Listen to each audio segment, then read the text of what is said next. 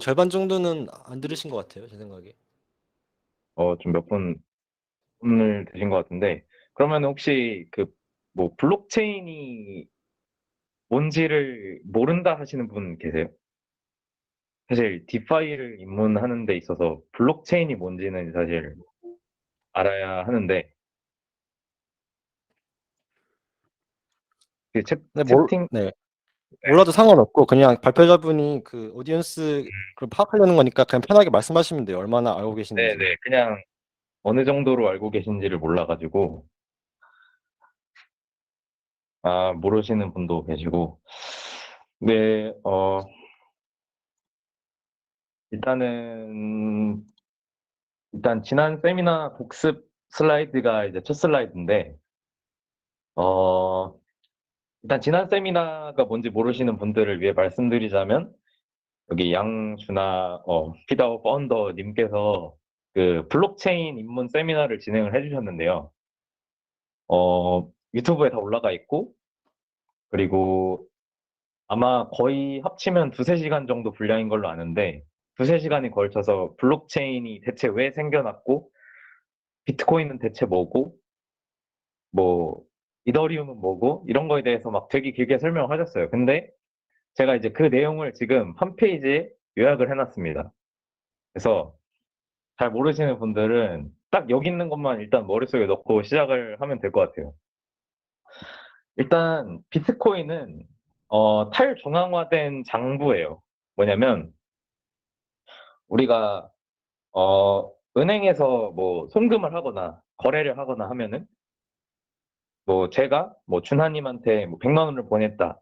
뭐 이런 내용들이 은행의 중앙화된 서버에 기록이 되잖아요. 근데 비트코인은 그거를 중앙화된 서버에 기록하지 않고 어떤 모두가 공유하는 장부에 그 기록을 해서 모두가 공유하면서 진짜 얘가 100만 원 보냈어? 진짜 맞아? 얘 돈 있는 거 맞아? 이거를 탈중앙화되어서 전 세계에서 검증을 하자. 뭐 이런 개념이고요. 그걸 검증에 이제 참여를 한 참여자들에게 그 참여에 대한 대가로 발급해주는 코인이 바로 비트코인인 거죠. 그래서 그렇게 돌아가는 시스템이고, 이더리움은 거기서 더 나아가서 그 비트코인을 사실 좀 더 일반화해 보면은 우리가 굳이 이 탈중앙화된 이 시스템에다가 뭐 누가 누구한테 얼마를 보냈다만 기록할 필요는 없잖아요. 뭐 각종 모든 것들을 다 기록을 해서 검증할 수 있는데 이더리움은 탈중앙화된 컴퓨터라고 생각하시면 돼요. 그러니까 컴퓨터에서 어떤 연산을 하는데 뭐 어디에 뭘 더하고 어디에 어떤 값을 저장하고 이런 거를 어, 전 세계에서 모두가 검증해서 운영되고 있는 컴퓨터다. 뭐 이렇게 생각하시면 될 것 같고요. 그래서 그냥 특징이 어떤 중앙화된 주체에 의해서 컨트롤되지 않고 그다음에 모두가 그 내용을 투명하게 들여다볼 수 있고 검증할 수 있다. 뭐 이런 개념이라고 보시면 됩니다. 그다음에 스마트 컨트랙트라는 용어를 굉장히 잘 아셔야 되는데 별건 아니고 이더리움이 컴퓨터잖아요. 스마트 컨트랙트는 그냥 프로그램입니다. 네. 우리가 뭐 흔히 사용하는 지금 뭐 크롬 같은 프로그램 이런 거를 이제 이더리움에서는 스마트 컨트랙트에 대응된다고 볼 수가 있고 이 스마트 컨트랙트로 만든 이제 어플리케이션들을 탈중앙화 어플리케이션, 뭐 D앱 또는 뭐 뎁이라고 많이 불러요. 그러니까 중앙화된 그걸로 이제 비유를 해보자면은 지금 제 앞에 컴퓨터가 있고 컴퓨터 위에서 뭐 어떤 C 언어로 어떤 프로그램을 만들었다. 이걸 이제 대응을 해보면 이더리움 위에서 스마트 컨트랙트 언어로 그 탈중앙화 앱을 개발했다. 이렇게 생각하시면 될 것 같고요. 그다음에 이번 세미나의 주제인 탈중앙화 금융, 디센트럴라이즈 파이낸스, 이 디파이라는 거는 탈중앙화 어플리케이션 중에서 특히 어떤 금융 서비스의 성질을 갖고 있는 것들을 통칭하는 거고요. 굉장히 다양한데 오늘 이제 그거에 대한 이제 입문 세미나를 진행하려고 합니다. 지난 세미나 내용은 이제 뭐 비트코인, 이더리움, 스마트 컨트랙트가 있다. 그리고 탈중앙화 금융 서비스가 최근에 폭발적으로 성장을 했다.까지였고 이제 제가 설명드릴 거는 이제 그게 어떤 과정을 통해서 성장했고 현재 뭐 유명한 서비스들이 어떤 것들이 있고, 어떻게 그런 게 탄생했고, 이런 것들을 설명드리려고 해요. 일단 현재 디파이 생태계를 설명드리면은, 이 디파이 펄스라는 웹사이트가 있어요. 여기서 이제 이더리움이나 비트코인 쪽에 이제 디파이 서비스들의 어떤 예치된 총 자산 이런 걸 트래킹하는데, 이 웹사이트에 따르면 현재 디파이 생태계에 예치된 돈이 약 92조 원이라고 합니다. 그리고 지금 차트에서 보시면 아시겠지만, 2020년 하반기, 마우스가 잘 안 보이는데, 2020년 하반기부터 굉장히 폭발적으로 성장한 걸 볼 수가 있어요. 그리고 사실 이 웹사이트 기준으로는 92조 원이지만은, 이더리움과 비트코인만 있는 게 아니잖아요. 다양한 블록체인들이 있는데, 그 다양한 블록체인들까지 전부 다 트래킹 해주는 디파이 라마라는 서비스에 의하면은 254조 원이 현재 이제 탈중앙화 금융 서비스에 예치가 되어 있다고 합니다. 그러니까 쉽게 생각하면은 우리가 돈을 뭐 은행, 막 농협은행, 뭐 신한은행에 넣어놓는 게 아니라 254조 원은 그냥 이 블록체인에 들어가 있다 이거예요. 그 정도로 지금 굉장히 생태계가 큰데, 근데 이제 뭐 사실 그 코인들이 종류가 되게 많잖아요. 그래서 막 비트코인, 이더리움만 알아서 되나 싶고 막 계속 하나씩 생기는데, 디파이 생태계는 사실 다양성이 크기는 하지만 사실 상위권 서비스들의 그 예치된 금액 총합을 보면은 사실 거의 대부분을 차지하고 있는 걸 볼 수 있어요. 지금 디파이 펄스에서 탑 10 서비스들을 이제 캡처를 하는데 여기 있는 것만 해도 거의 90조 원 이상이 되고, 그래서 제 목표는 이번 세미나와 다음 주 세미나를 통해서 이들 중에 이제 최소 절반 이상은 이해하자. 이게 이제 제 목표입니다. 그래서 이번 세미나를 통해서 알게 될 것은 이제 디파이가 왜 만들어졌고 언제 어떻게 만들어졌는가를 역사적인 것과 기술적인 거를 이제 동시에 볼 예정이에요. 역사라고 해봤자 사실 뭐 10년도 안 된 역사이긴 한데, 사실 뭐 지금 있는 디파이 서비스가 기술적으로 뭐 어떻게 구성돼 있고 뭐 수식이 어떻고 하는 자료들은 그 인터넷에 굉장히 많아요.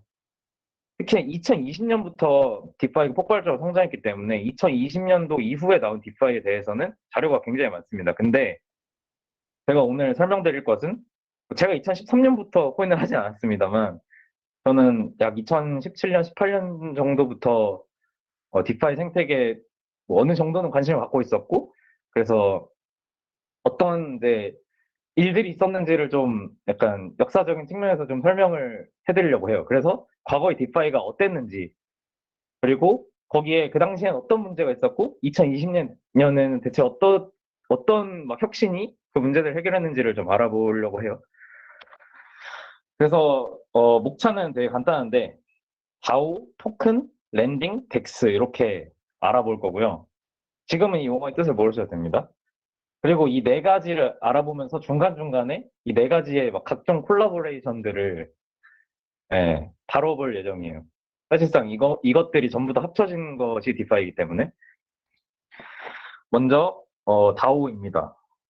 다오는 사실 어느 정도 코인 생태계에 관심 있으시면 많이 들어보셨을 거라고 생각해요.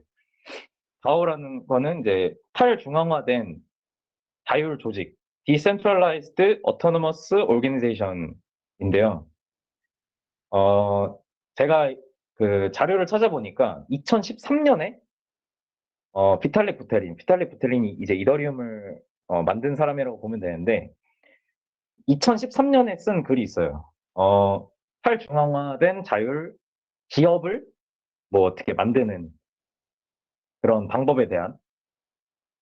근데 이더리움이 그 생긴 게 2015년이거든요. 그러니까 다오라는 개념은 사실 이더리움보다 훨씬 먼저 존재했던 거예요. 그러니까 비탈릭 부테린이 2013년 뭐 14년쯤에 다오라는 개념을 먼저 생각하고 다오를 어떻게 그 현실로 옮길 수 있을까를 생각하다가 만든 게 이더리움인 겁니다. 그러니까 다오가 진짜 굉장히 중요하다는 거죠.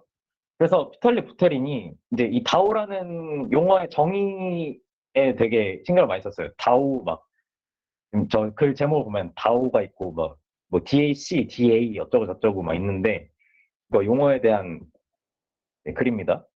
이 글을 이제 요약을 하자면은, 비트코인에 의해서 뭐 금융, 뭐 간단한 전송은 이제 탈중앙화 됐는데, 좀 복잡한 계약들, 그러니까 회사의 뭐 근로계약이라던가, 이런 건 왜 아직도 중앙화돼 운영되지? 근로계약 컨트랙트를 이것도 비트코인처럼 돈을 탈중앙화시켰듯이 계약을 탈중앙화시키고 자동화시킨다면 어떨까? 그래서 등장한 개념이 스마트 컨트랙트라는 거예요. 그러니까 굉장히 똑똑한 계약이라는 거죠. 그래서 단순 송금뿐만 아니라 복잡한 계약에 의한 돈의 흐름을 탈중앙화, 자동화해서 통제할 수 있다면 이거 굉장히 혁신이겠다라고 생각을 한 거죠. 거기서 이제 든 예시가 이거예요. A가 B에게 500달러를 주고 웹사이트를 만들어 주세요라고 하는 케이스를 생각해 봤을 때, 제 과거에는 이런 문제가 있죠. 그러니까 웹사이트 개발 전에 A가 미리 돈을 주면은 B는 그냥 대충 만들고 돈 받았으니까 뭐 대충 만들고 그냥 넘어갈 수 있겠죠. 근데 웹사이트 개발 후에 돈을 준다고 하면은 아, 이미 웹사이트는 받아놓고서 마음에 안 든다 이러면서 돈을 안 줄 수가 있잖아요. 이제 실제로는 이런 문제들을 해결하기 위해서 어떻게 하나요? 계약서를 작성하고 계약서에 도장을 찍고 이걸 뭐 문제가 생겼을 때 뭐 변호사나 뭐 어디 판사한테 가가지고 문제 해결해 주세요. 이렇게 하죠. 그러니까 굉장히 뭐랄까 후, 좀 후진하는 거예요. 예. 그래서 스마트 컨트랙트로는 어떻게 할 수가 있냐?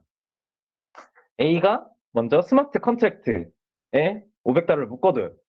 B는 웹사이트를 만든 다음에 컨트랙트에 돈을 요청하고 A가 승인하면 자동으로 돈이 들어옵니다.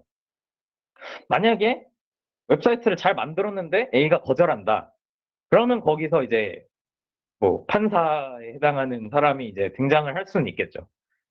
근데 뭐 그렇 그 네, 그리고 반면에 B가 웹사이트를 만들고 싶지 않다라고 하면은 개발 포기를 그냥 선언하면은 자동으로 A에게 뭐 돈이 환불되는 이런 시스템을 생각을 할 수가 있겠죠. 사실 별건 아니에요. 그러니까 이런 시스템이 지금도 탈중앙화되지 않은 사회에도 존재를 하죠. 그냥 뭐 은행에서 뭐 에스크로 하고 입금하고 막 이렇게 할 수 있는데 결국 그것도 은행에게 의존을 해야 된다는 거죠. 그러니까 중앙화된 어떤 주체, 그게 은행이 됐든 뭐 어떤 법이 됐든 판사님이 됐든 간에 중앙화된 주체에게 의존을 할 수밖에 없는데 이걸 탈중앙화시키고 자동화시키면 얼마나 좋을까라는 거예요. 뭐 결론적으로 되게 애매모호한 얘기들만 많이 한 것 같긴 한데 그냥 한 줄로 요약을 하면은 다오라는 거는 어떤 내부의 자산을 자동화된 규칙을 통해서 그 인간 참여자들이 통제하는 시스템이라는 거예요. 아까 예시에서도 500달러라는 자산을 웹사이트를 만든다라는 거는 살짝 좀 힌트가 나간 거긴 한데 아무튼 웹사이트를 만들었냐 안 만들었냐라는 어떤 자동화된 규칙을 통해서 A라는 사람과 B라는 사람이 통제하는 그런 시스템인 거죠. 근데 생각을 해보면 비트코인이라는 가치가 있는 자산을 뭐 그 컨센서스 규칙에 의해서 자동화된 규칙에 의해서 채굴자들은 실제로 사람이죠. 인간이죠. 인간들이 통제하는 시스템이잖아요. 그래서 비트코인도 사실 다오라고 볼 수가 있어요. 근데 뭐 개념도 다 좋고 뭐 알겠는데 다오는 이제 어떻게 만들지? 그러니까 스마트 컨트랙트라는 걸 어떻게 만들지라는 이제 고민이 생기죠. 어, 이제 2장으로 넘어갈 건데 너무 빠른가요? 혹시 괜찮은가요? 괜찮은 걸로 알고 네, 넘어가겠습니다. 그래서 스마트 컨트랙트 어떻게 만들지라고 고민했는데 그렇게 고민하던 비탈리 부테린이 이더리움을 만들어줬습니다.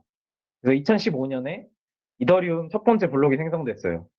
이더리움은 비트코인과는 다르게 블록체인에 스마트 컨트랙트를 작성해서 올릴 수 있고 다양한 프로그램을 돌릴 수가 있어요. 그러니까 아까 전에 말씀드렸던 뭐 A와 B 사이의 어떤 고용 계약 같은 것도 사실 스마트 컨트랙트 작성해서 이더리움 네트워크에 올려서 자동화 시킬 수가 있다는 거죠.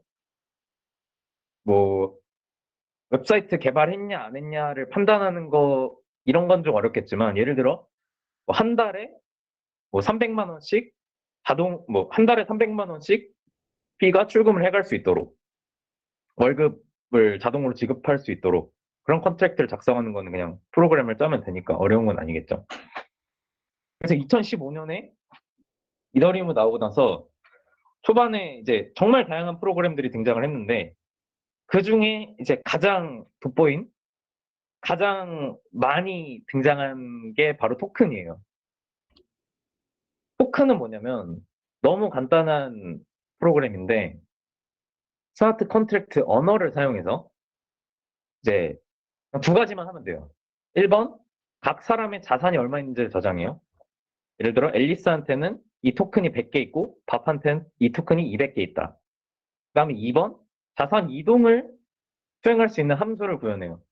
여기서 이제 트랜스퍼 함수를 실행하면은 이 from이라는 사람한테서 to라는 사람으로 amount만큼이 이제 전송되는 거죠. 딱 이 두 개만 하면은 그냥 토큰 생성이 완료되는 거예요. 그러니까 제가 그냥 새로운 화폐를 만들어 버린 거죠. 그러니까 이게 너무 쉽다 보니까 정말 그냥 누구나 다 나는 그냥 영천 코인이라는 걸 찍어야지 하고서 그냥 발행할 수 있는 거예요. 제가 갑자기 막 뭐 화폐 주조국이 돼가지고 누구나 막 찍어냈어요. 그랬더니 어떤 문제가 발생하냐면 A라는 사람이 만든 A 토큰은 전송하는 함수 이름이 transfer예요. B 토큰은 전송하는 함수 이름이 send예요. C 토큰은 전송하는 함수 이름이 send coin이에요. 근데 이렇게 되면 이 세 가지 토큰 각각을 내가 사용하는데 굉장히 번거롭잖아요. 이 토큰을 보내려면은 뭐 무슨 함수를 실행해야 되지? 뭐 이렇게 되니까 근데 만약에 제가 어떤 더 복잡한 프로그램을 만들어서 뭐 예를 들어 그냥 현실 세계에 생각해 보면은 우리가 달러가 있고 뭐 원화가 있는데 뭐 원화를 내가 송금하고 싶은데 은행 앱에서 또는 달러를 송금하고 싶은데 이게 각각 막 다른 앱에서 구동이 돼야 되는 거예요. 이거는 말이 안 되죠. 그래서 토큰이 많은 건 좋은데 이 토큰들 각각을 이제 단 하나의 이제 방법으로 컨트롤할 방법이 필요하다. 표준 인터페이스가 필요하다는 거예요. 그래서 ERC20이라는 게 이제 등장을 합니다. ERC20은 굉장히 많이 들어보셨을 것 같아요. ERC20은 이제 그냥 뭐 한마디로 토큰 스탠다드인데요. 날짜를 보시면 2015년 11월 19일. 그러니까 굉장히 초창기에 나왔죠. 뭐 일단 20번째인 것만 봐도 굉장히 초창기에 나온 이제 표준이고 그냥 한 페이지 요약을 하면 이거예요. 그 내가 이더리움 위에서 어떤 토큰을 만들 때는 여기 있는 이 함수들과 여기 있는 이 이벤트들을 반드시 포함해서 구현을 해야 하고 그러면 일반 유저들이나 어떤 프로그램은 이 토큰과 상호작용할 때 이 함수가 존재한다라고 가정을 하고 이제 행동을 할 수가 있는 거죠. 근데 이렇게 보면은 뭐 개발자가 아니시거나 하면은 좀 되게 이게 뭔가 싶을 수 있어서 뭐 그냥 되게 간단하게 설명을 드리자면은 뭐 이 세 가지 함수가 사실 제일 핵심적인데요. 토탈 서플라이라는 함수는 그냥 숫자를 리턴하는데 그 토큰 총 발행량이 몇 개인지를 리턴합니다. 굉장히 간단하고 밸런스 오브 어떤 사람이라는 함수는 뭐 이름만 봐도 저 오너라는 사람이 보유한 토큰의 개수를 반환하겠죠. 그다음에 transfer라는 함수는 transfer to value 이렇게 하면은 to라는 이 사람에게 value만큼의 토큰을 전송한다. 그리고 이게 성공했는지 안 했는지 true false로 성공 여부를 반환한다라는 거고요. 사실 이 세 개만 있어도 굉장히 충분한데 ERC20에는 또 이제 approve라는 기능이 있어요. approve는 뭐냐면 그 남한테 내 돈을 쓸 권리를 잠깐 주는 거예요.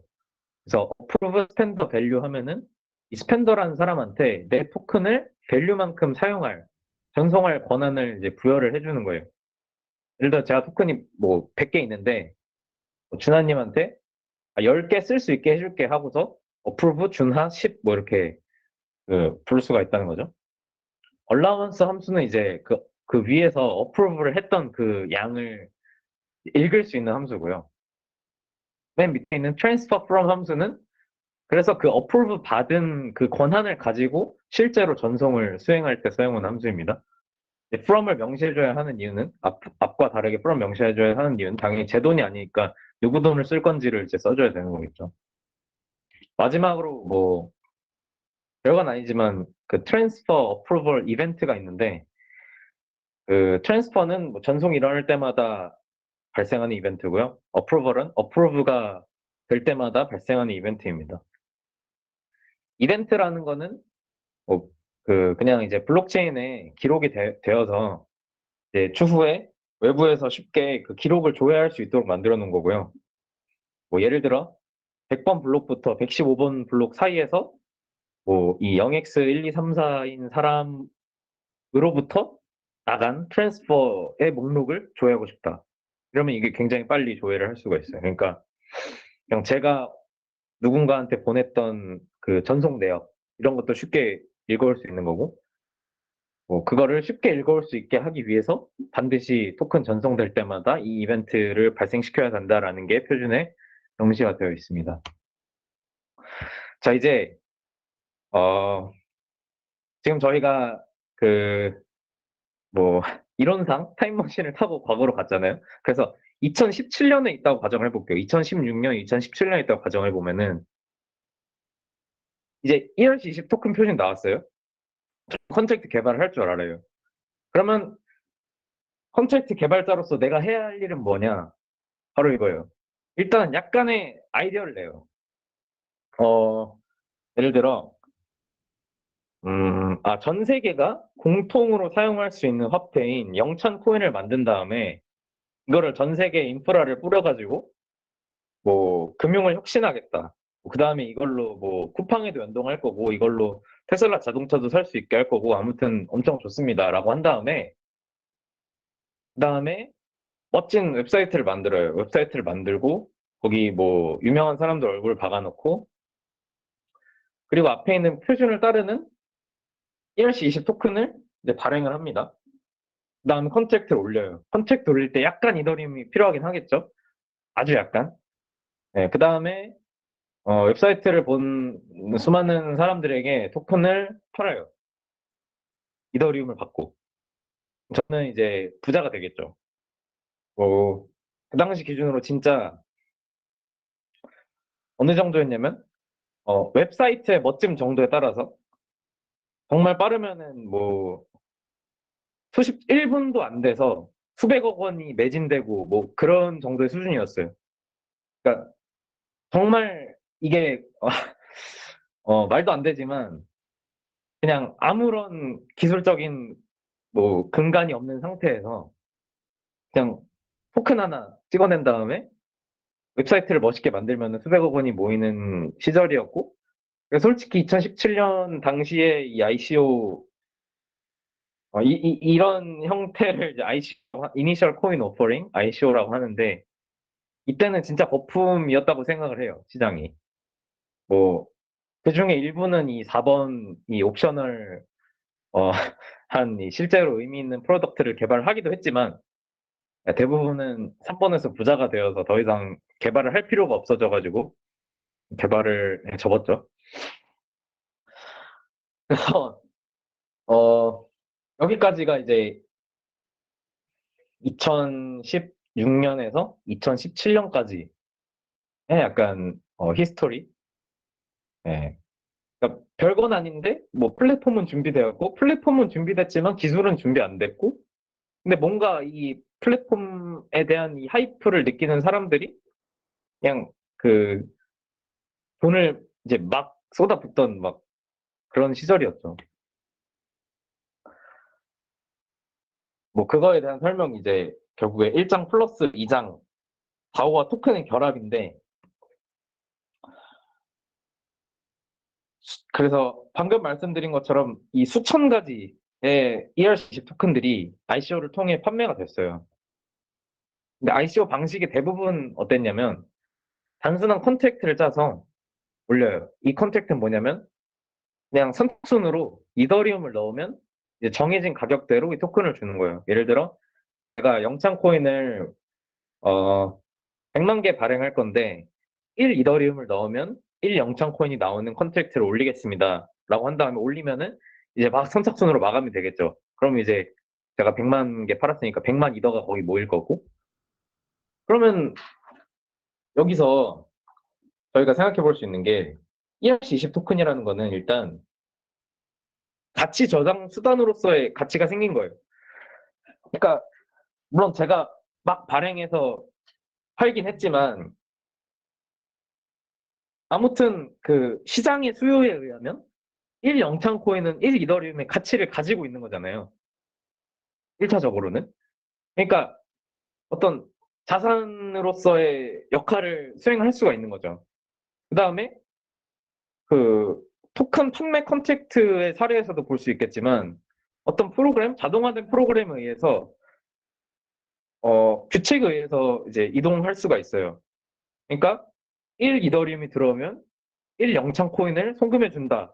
이런 자동화된 규칙. 그러니까 뭐냐면 다오의 정의에 딱 들어맞는 거예요. 다오라는 거는 자산을 자동화되게 통제하는 그런 시스템인데 ERC20 토큰이 있으면은 너무 쉽게 다오를 만들 수 있다. 그런 거죠. 그러니까 이제 아까 보셨던 표에서 제가 이 표 전체를 설명하진 않았지만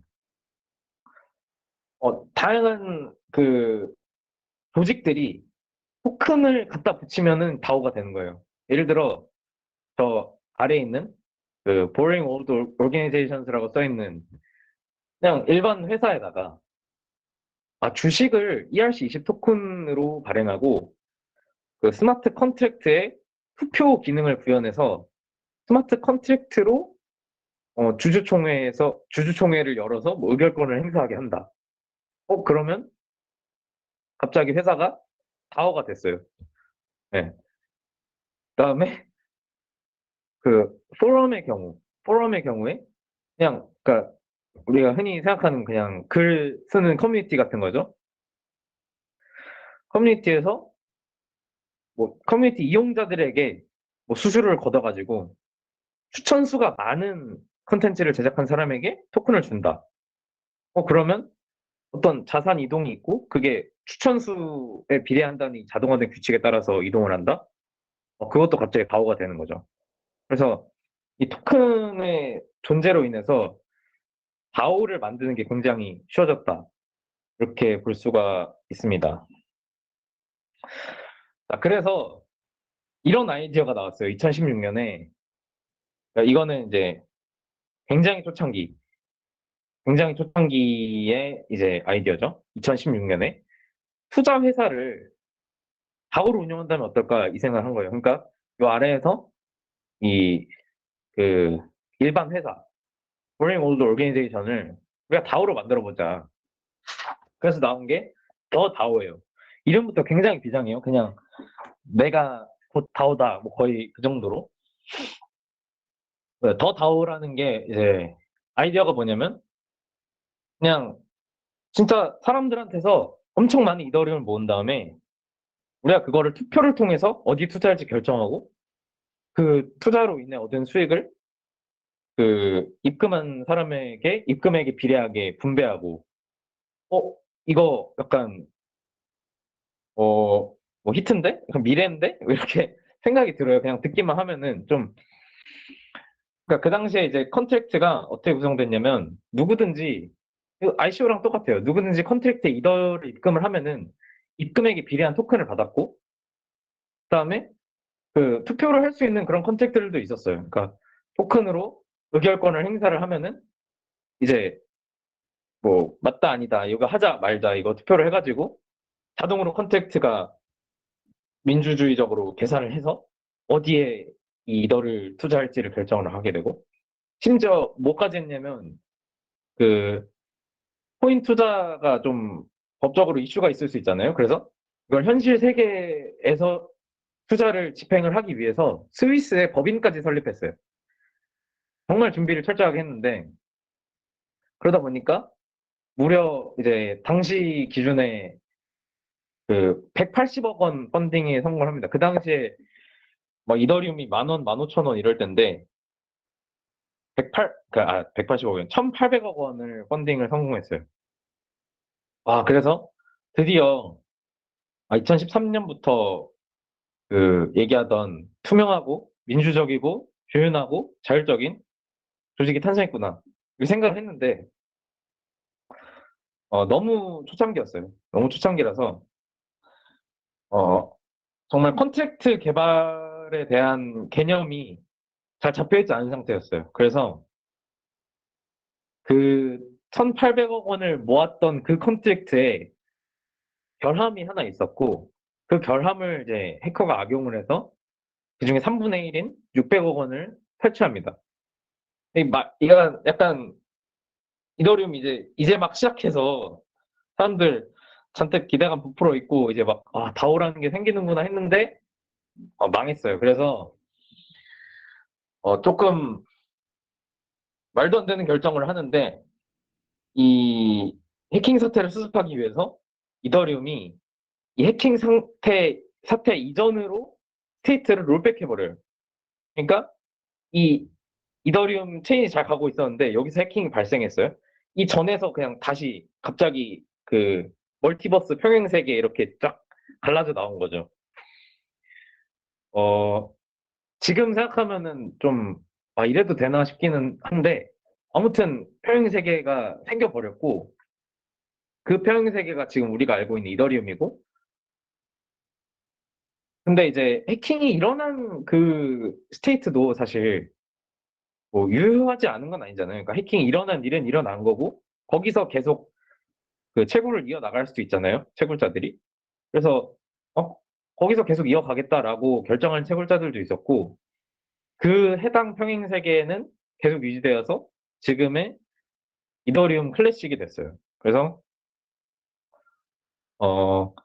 그 당시에 이제 포크가 일어났을 때 두 개의 평행 세계가 생겨났고 제가 원래 3 이더리움을 갖고 있었다면 저는 갑자기 3 이더리움과 3 이더리움 클래식을 동시에 갖게 되었고 뭐 다양한 일들이 있었는데 결국에는 이더리움 클래식은 지금 뭐 가격을 보면은 망하고 이더리움이 뭐 잘 됐네요. 네.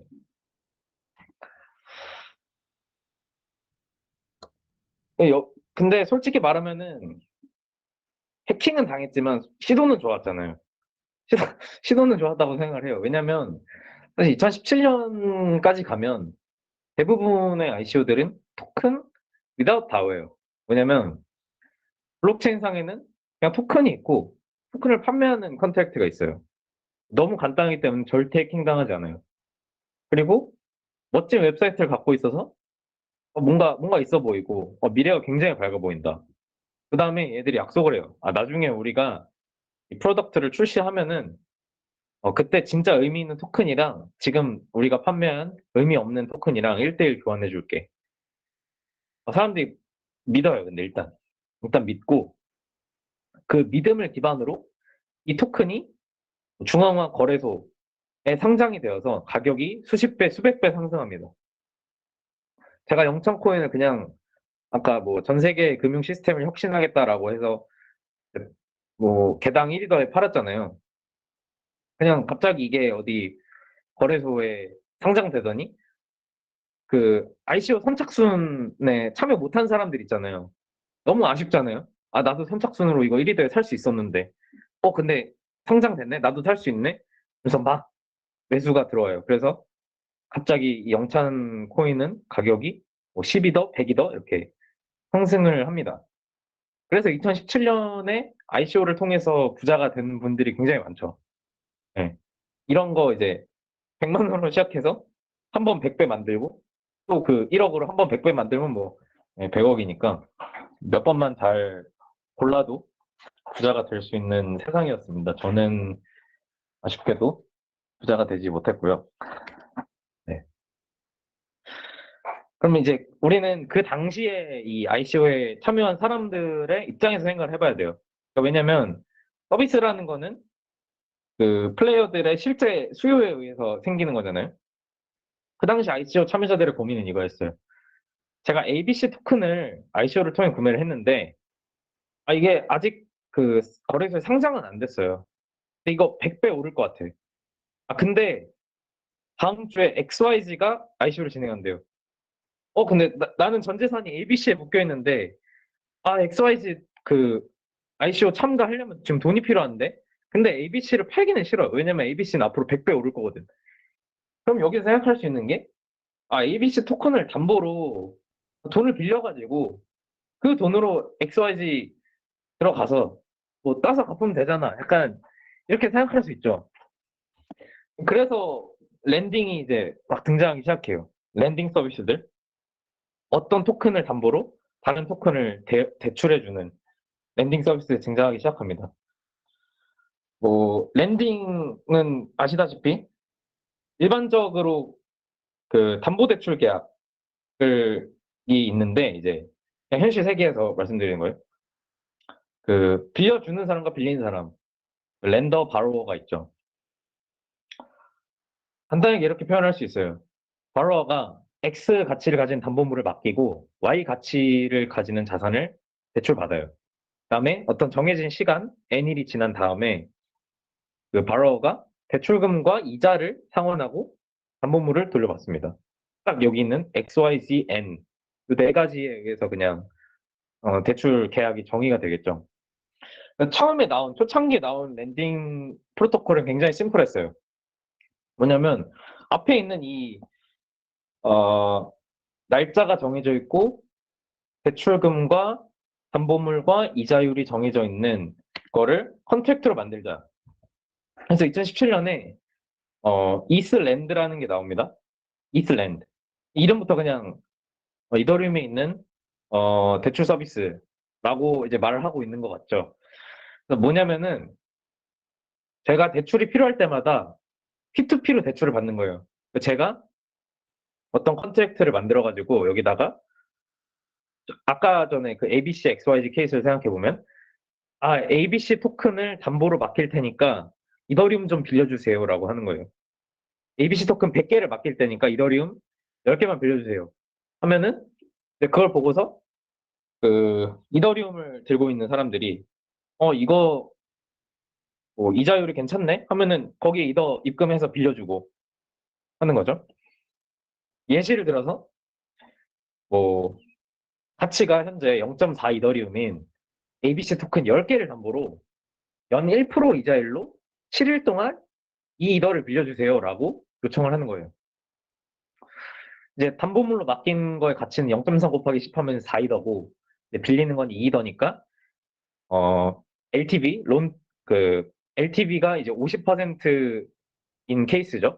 그러니까 담보물에 비해서 빌리는 돈의 가치가 50%인 경우고 여기서 만약에 버러가 7일 이내에 대출금과 이자를 갚으면 담보물로 맡겼던 ABC 토큰 돌려받는 거고요. 7일 이내에 갚지 못하면 그 담보물인 ABC 토큰이 렌더에게 넘어가는 거죠.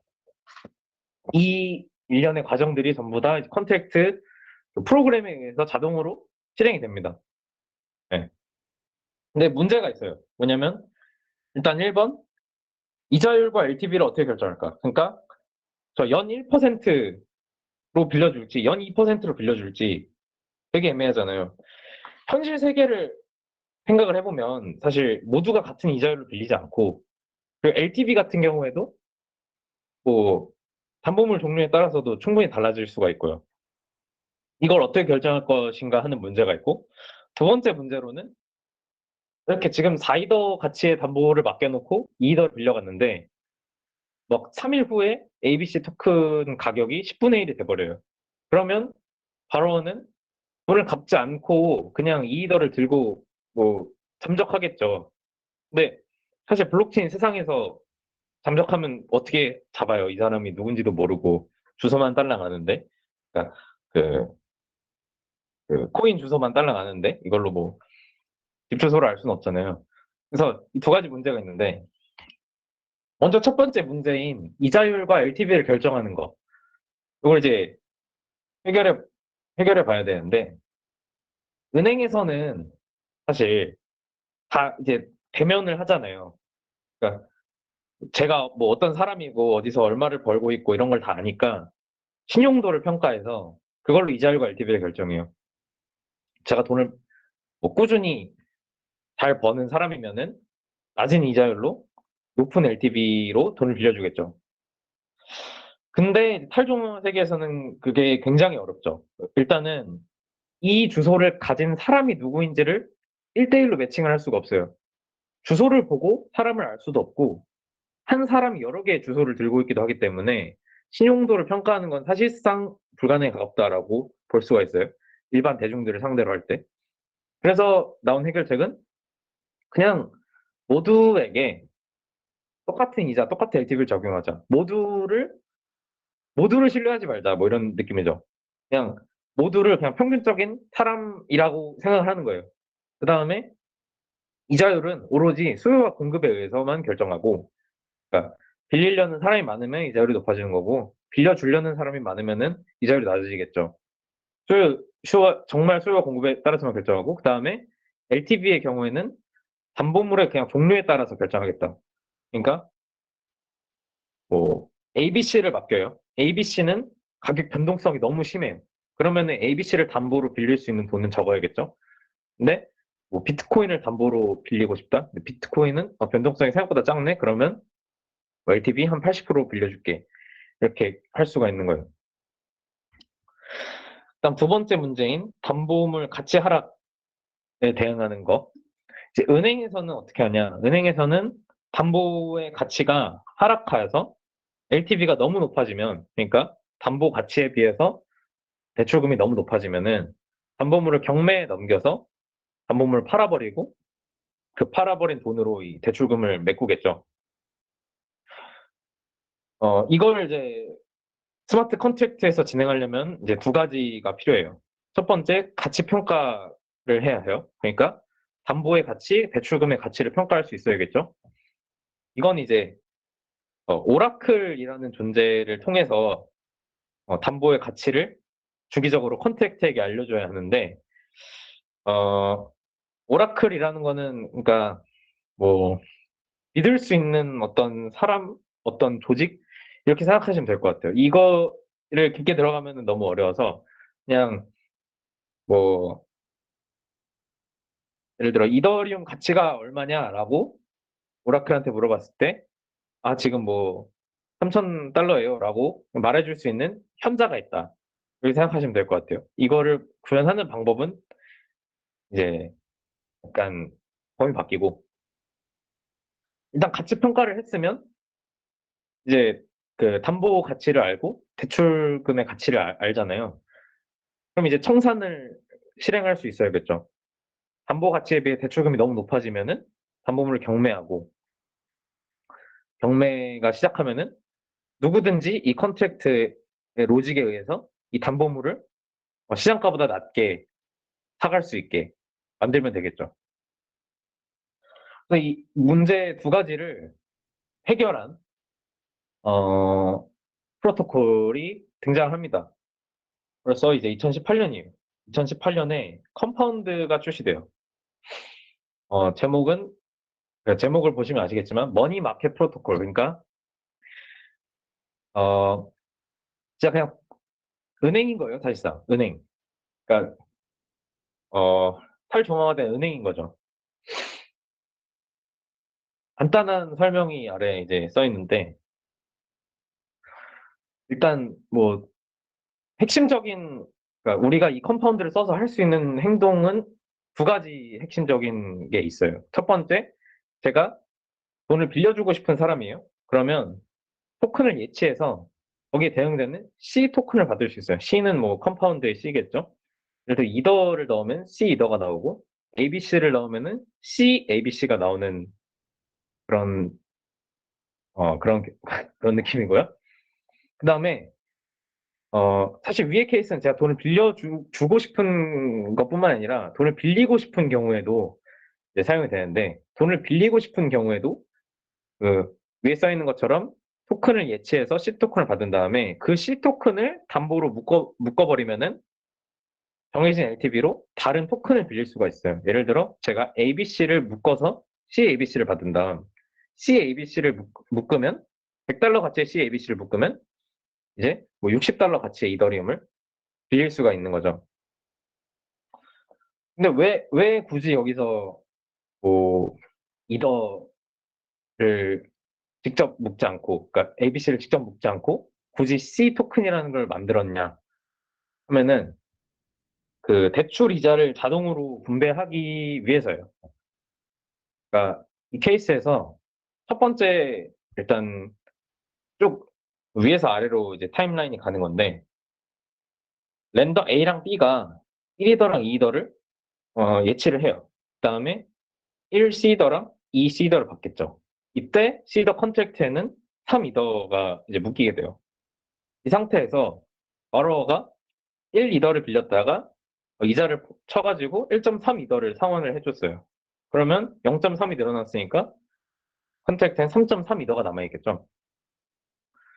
이때 이제 C이더와 이더의 교환 비율은 전체 발행된 C이더의 개수와 컨트랙트에 들어있는 자산의 비율로 정의가 되기 때문에 자연스럽게 A와 B는 각각 0.1, 0.2 이더씩을 분배받게 되는 거예요.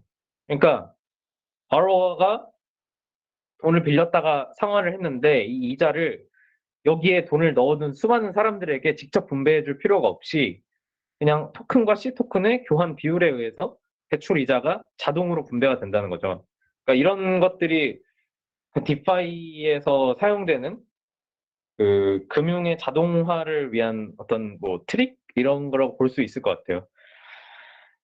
네. 그래서 대출 이자는 아무튼 자동으로 분배된다. 그러면 이 이자를 어떻게 결정하냐의 문제가 있는데 그것도 당연히 자동입니다. 예금액과 대출액의 이제 비율에 따라서 자동으로 결정이 되는데요. 예금액분의 대출액을 우리가 그 유틸리제이션 그 레이트 그 레이시오라고 정의를 한 다음에 유틸리제이션이 몇 퍼센트냐를 바탕으로 이자율을 결정을 해요.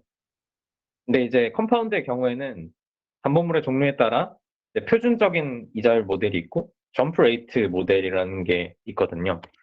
일단 표준 모델은 너무 간단해요.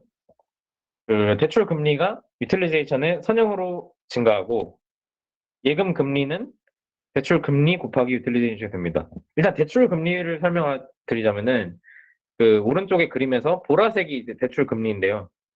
그러니까 지금의 경우에는 전체 예치된 자산 중에 2.48%가 대출되어서 나갔어요. 이 경우에 그 대출한 사람들은 연 2.6%를 계속 그 지급을 해야 되게 되는 거고요. 만약에 대출금이 두 배로 늘어났다? 그러면 이자율이, 그러니까 그 대출 금리가 연 5.2%로 늘어나겠죠. 두 배로 늘어나겠죠.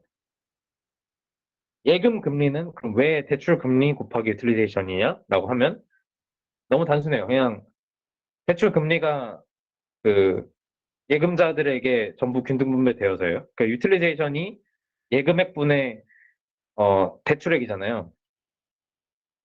그러니까 그거를 이제 여기 넣어보면은 예금 금리는 그냥 그 예금액 분의 대출 금리 곱하기 그 대출액. 그러니까 대출 금리 곱하기 대출액은 그냥 이자죠. 그러니까 그 받은 이자 전체가 예금액 전체에게 균등 분배되니까 네 그냥 이렇게 되는 거예요. 예금 금리는 이제 오른쪽에서의 초록색 그래프고요. 그 뭐 수식을 보면은 유틸리제이션에 대한 뭐 이차 함수 꼴이 나올 거니까 대충 맞게 표시되고 있죠. 표준 모델을 사용하는 담보물의 예시로는 이제 이더가 있어요. 그러니까 이더를 지금 이게 실제로 현재 이더의 유틸리제이션과 이자율을 가져온 건데 사람들이 이더는 별로 빌리고 싶어 하지 않는 것 같아요. 빌려주고 싶은 사람 많은데 네. 2.48%만 이제 빌려가서 굉장히 낮은 이자로 지금 이더를 빌릴 수가 있는 거죠. 두 번째로는 점프 레이트 모델이 있는데 별건 아니고 그냥 이제 앞에 게 이제 리니어한 모델이었다라고 하면은 뒤에 거는 리니어하다가 한번 꺾여서 또 리니어한 그런 거예요. 그래서 그 유틸리제이션이 낮으면 뭐 그냥 선형이다가 유틸리제이션이 높으면 좀 큰 기울기로 선형인 뭐 그런 케이스입니다. 예금 금리는 뭐 앞에서 마찬가지로 대출로 인해 그 받은 이자가 그냥 균등 분배되니까 자연스럽게 저렇게 식이 나올 수밖에 없고요. 점프레이트 모델을 사용하는 담보물의 예시로는 이제 USDC가 있어요. 왜 이렇게 만들었냐면은 좀 인기 많은 애들이라서 그래요. 그러니까 사실 뭐 그러니까 담보로 맡긴 것 중에 90%가 다 대출로 나갔다라고 하면은 은행인데 예를 들어 제가 은행에 돈을 예치했는데 제가 예금액을 출금하고 싶은데 은행이 이거 다 대출해줘서 저 출금해드릴 수가 없어 이러면은 안 되잖아요. 그래서 저 허들을 넘게 되면 엄청나게 높은 이자를 지급하게 됨으로써 웬만하면 이제 저 허들 넘지 못하게 해서 그 지급 준비율을 유지하려는 뭐 그런 시스템이라고 볼 수가 있을 것 같습니다. 네. 그래서 이자율 결정은 이렇게 해결됐고, LTV 결정은 뭐 심플한데, 그냥 담보물의 종류별로, 아까 설명드렸듯이 담보물별로 변동성이 다르기 때문에 변동성에 따라서 LTV가 고정이 되어 있고요. 뭐 예시로 이더 USDC는 뭐 80%가 담보로 맡긴 가치의 80%까지 대출을 할 수가 있고, WBTC라고 해서 랩드 BTC라는 토큰이 있는데 얘는 이제 70%까지 빌릴 수 있습니다. 그리고 담보 가치 하락에 대응하는 시스템은 설명드렸듯이 담보 가치가 하락할 경우에 담보물이 청산되어서 이제 경매가 시작되고 누구든지 담보물을 싸게 가져갈 수가 있는데요. 이때 이제 청산 인센티브가 부여되어서 대신 그러니까 경매에 참여한 사람들에게 인센티브를 부여해서 사실상 이 담보물을 굉장히 싼 가격에 가져갈 수 있게 하는 겁니다. 그러면 이제 차익거래자들이 등장을 하겠죠. 차익거래자들이 싼 가격으로 담보물을 가져간 다음에 그 담보물을 시장에 매도해서 수익을 낼 거고, 그럼 차익거래자가 단 한 명이라도 존재한다면 가격이 너무 떨어지기 전에 그, 그 가격이 충분히 그 담보 가치가 여전히 그 대출금의 가치보다 높을 때 그 차익거래자가 가져갈 것이고, 그러면 담보가 대출금에 비해 부족해지는 사태를 예방할 수 있다라는 게 논리입니다. 디파이 쪽에서는 그러니까 어, 어떤 이 시스템이 유지되기 위해서 차익 거래자들에게 의존하는 경우가 굉장히 많아요. 그러니까 차익 거래자가 한 명은 있다라고 가정을 하고 그 시스템을 설계하는 경우가 굉장히 많습니다. 왜냐면 사실 뭐 은행이라고 하면은 좀 적극적으로 이 경매를 뭐 붙이거나 할 텐데, 이거 프로그램이다 보니까 프로그램은 그냥 뭐 토큰 사세요, 뭐 담보물 가져가세요, 뭐 그냥 가만히 있을 수밖에 없고 누군가는 액티브하게 이거를 이제 수행을 해줘야 되거든요. 누군가는 액티브하게 트리거를 해줘야 되니까. 네. 아무튼 사익 거래자가 한 명이라도 있다면, 뭐 이건 당연히 참이겠죠. 아무튼 한 명이라도 있다면 유지가 잘 되는 뭐 그런 시스템입니다. 뭐 추가적으로 또 어떤 것들이 있냐면 사실 어, 그 대출로 얻은 이자 중에 일부는 또 미리 그 보관을 해둬요. 보관을 해뒀다가 혹시라도 이 청산이 잘못됐을 때, 담보가 부족해졌을 때 담보 부족한 거를 이제 채워 넣기도 합니다. 네. 어, 혹시 질문 있으신가요?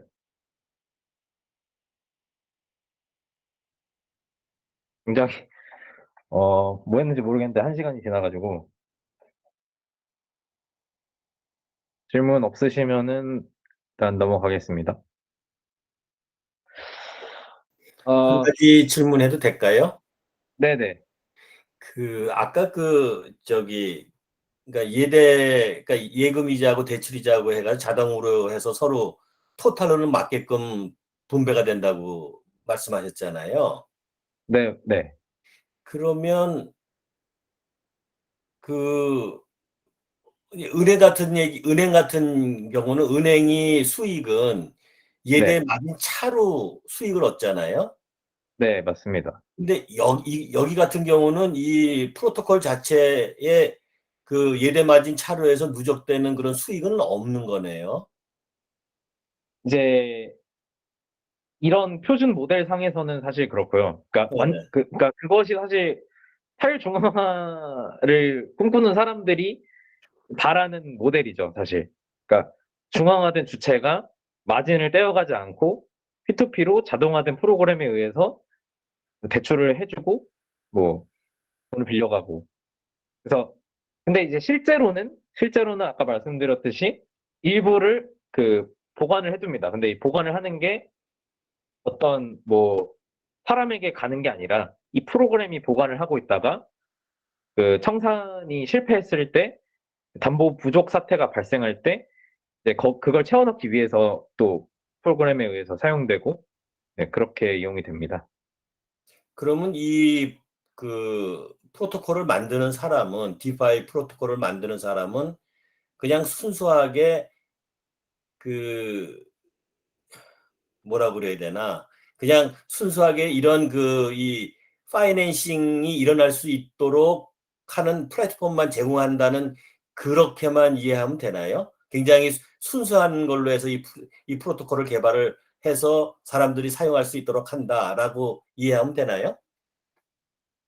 되게 좋은 질문인데요. 그 사실 이상적으로는 정말 그렇게 된다면은 좋겠지만 네, 실제로 무급으로 이제 일을 할 수는 없기 때문에 그래서 다음에 등장하는 게 토큰과의 결합입니다. 여기서 설명드릴 수 있을 것 같아요. 네네네. 그럼 저 들어볼게요. 네네. 또 다른 질문 있으신가요? 채팅으로 청산을 이제 프로토콜에서 주도적으로 하는 경우가 없냐고 말씀을 하셨는데, 어, 네. 그러니까 사실 요새는 그 담보물을 이제 매도하는 것조차도 그 매도를 위한 거래소들이 전부 다 블록체인에 올라갔기 때문에 자동으로 담보물을 매도해서 뭐 대출금을 채운다. 충분히 가능은 한데요. 어, 일단은 그 어떤 대량 매도 시스템이 자동으로 동작했을 때 발생할 수 있는 리스크에 대해 사람들이 좀 걱정해서 그런 거 아닐까라고 생각은 해요. 그러니까 예를 들어 어떤 마켓에다가 뭐 시장가로 매도하는 게 자동으로 프로그램에 박혀 있는데 뭐 특정 이벤트에서 그 시장의 유동성이 정말 부족한 상황이 발생하면은 그건 이제 재앙이 되잖아요. 그래서 뭐 그런 경우를 대비하기 위함이 아닐까 싶습니다. 그러니까 실제로 시장 상황에 맞춰서 유동적으로 그 청산을 시키려면은 휴먼 플레이어가 개입해야 된다. 네. 또 질문해 주신 게 이더 맡기고 시더를 빌리고 시더를 맡기고 이더를 빌리는 게 레버리지.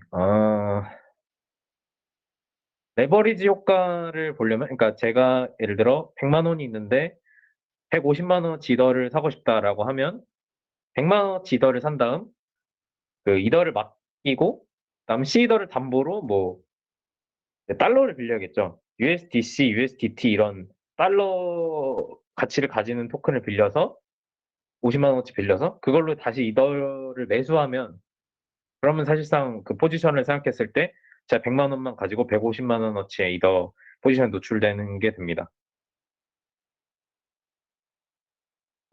답변이 됐나요? 네.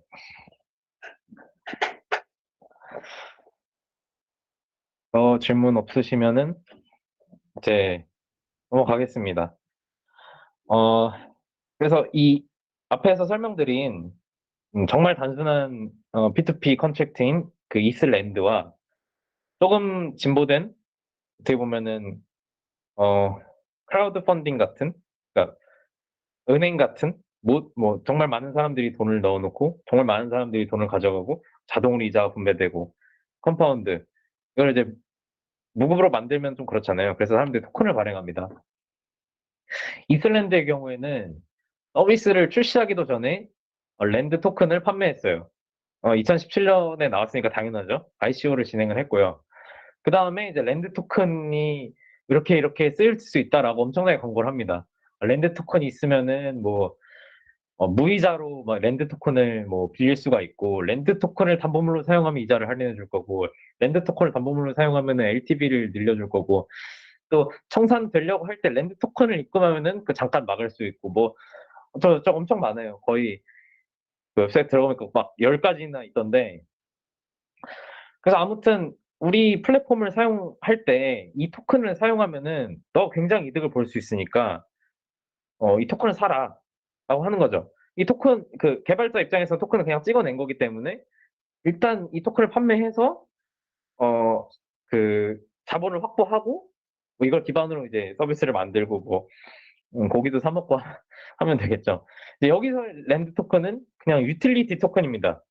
그러니까 보시면은 랜드 토큰을 제가 갖고 있어서 이걸로 뭔가 프로토콜을 뭐 컨트롤할 수 있는 건 없어요. 그냥 랜드 토큰을 갖고 있는 사람은 좀 프로토콜 사용에 좀 이득이 있다. 그냥 단순한 유틸리티 토큰에 이제 불과한 경우죠. 근데 이제 여기다 다오까지 붙여버리면 이게 굉장히 좀 혁신적이게 되는데요. 컴파운드 같은 경우에는 다오 기능을 붙였어요. 일단 컴파운드는 그 돈을 빌려준 사람과 빌려간 사람에게 컴프라는 토큰을 분배를 했습니다. 컴프 토큰은 뭐 앞에서처럼 뭐 이자율이 할인되고 뭐 이런 건 전혀 아니고요. 컴프 토큰을 들고 있어도 저는 그 플랫폼을 똑같이 사용해요. 근데 대신에 컴프 토큰을 갖고 있으면 투표를 통해 이자율 곡선을 바꿀 수 있고, 투표를 통해 특정 담보물의 LTV를 변경할 수 있고, 투표를 통해 대출 이자의 몇 퍼센트를 리저브 해놓을지 결정할 수 있고, 투표를 통해 그 3번에서 리저브 해놓은 자금을 담보 부족 사태에 활용하는 거를 찬반 투표를 할 수도 있고, 그 외 모든 이 컴파운드라는 이 플랫폼의 의사결정, 다오, 컴파운드 다오의 모든 의사결정에 컴프 토큰 투표를 통해 참여를 할 수 있는 겁니다. 그러니까 증권의 형태가 되는 거죠. 컴프 토큰은 컴파운드라는 이 플랫폼, P2P 플랫폼의 주식의 역할을 하게 되는 거예요. 이런 토큰들을 우리가 이제 거버넌스 토큰이라고 부르고, 이 거버넌스 토큰의 등장으로 이 디파이 씬이 굉장히 많이 달라졌습니다. 이제 혹시 그 아까 질문하신 분이 이제 정말 선의를 가지고 그냥 플랫폼을 사용해 줬으면 좋겠다 하는 마음으로 만드는 거냐라고 하셨는데, 실제로는 이렇게 그 토큰을 분배하고 이 토큰의 활용처를 만들어서 거버넌스 토큰이잖아요. 그러니까 투표권이기 때문에 사실 가치를 가지게 되는데, 이 개발자들이 그 토큰을 설계할 때 초창기에 그 토큰 총 발행량의 일정 부분을 개발팀의 이제 쉐어로 정해둡니다. 그러니까 예를 들어 뭐 회사로 생각하면은 이제 회사의 이제 지분 뭐 10%나 20%는 이 파운더에게 이제 있는 거죠. 그러면 이제 나중에 이 플랫폼이 좀 스테이블하게 됐을 때 이 파운더는 그 시장에 이 컴프 토큰을 매도해서 뭐 엑싯을 한다거나 네, 이런 게 가능해집니다. 근데 이게 뭐 말만 들으면은 그냥 뭐 단순히 뭐 투표권이구나, 투표권을 분배해주네 뭐 이 정도로 볼 수가 있는데, 이게 좀 이상한 나비 효과 같은 거를 일으켰어요.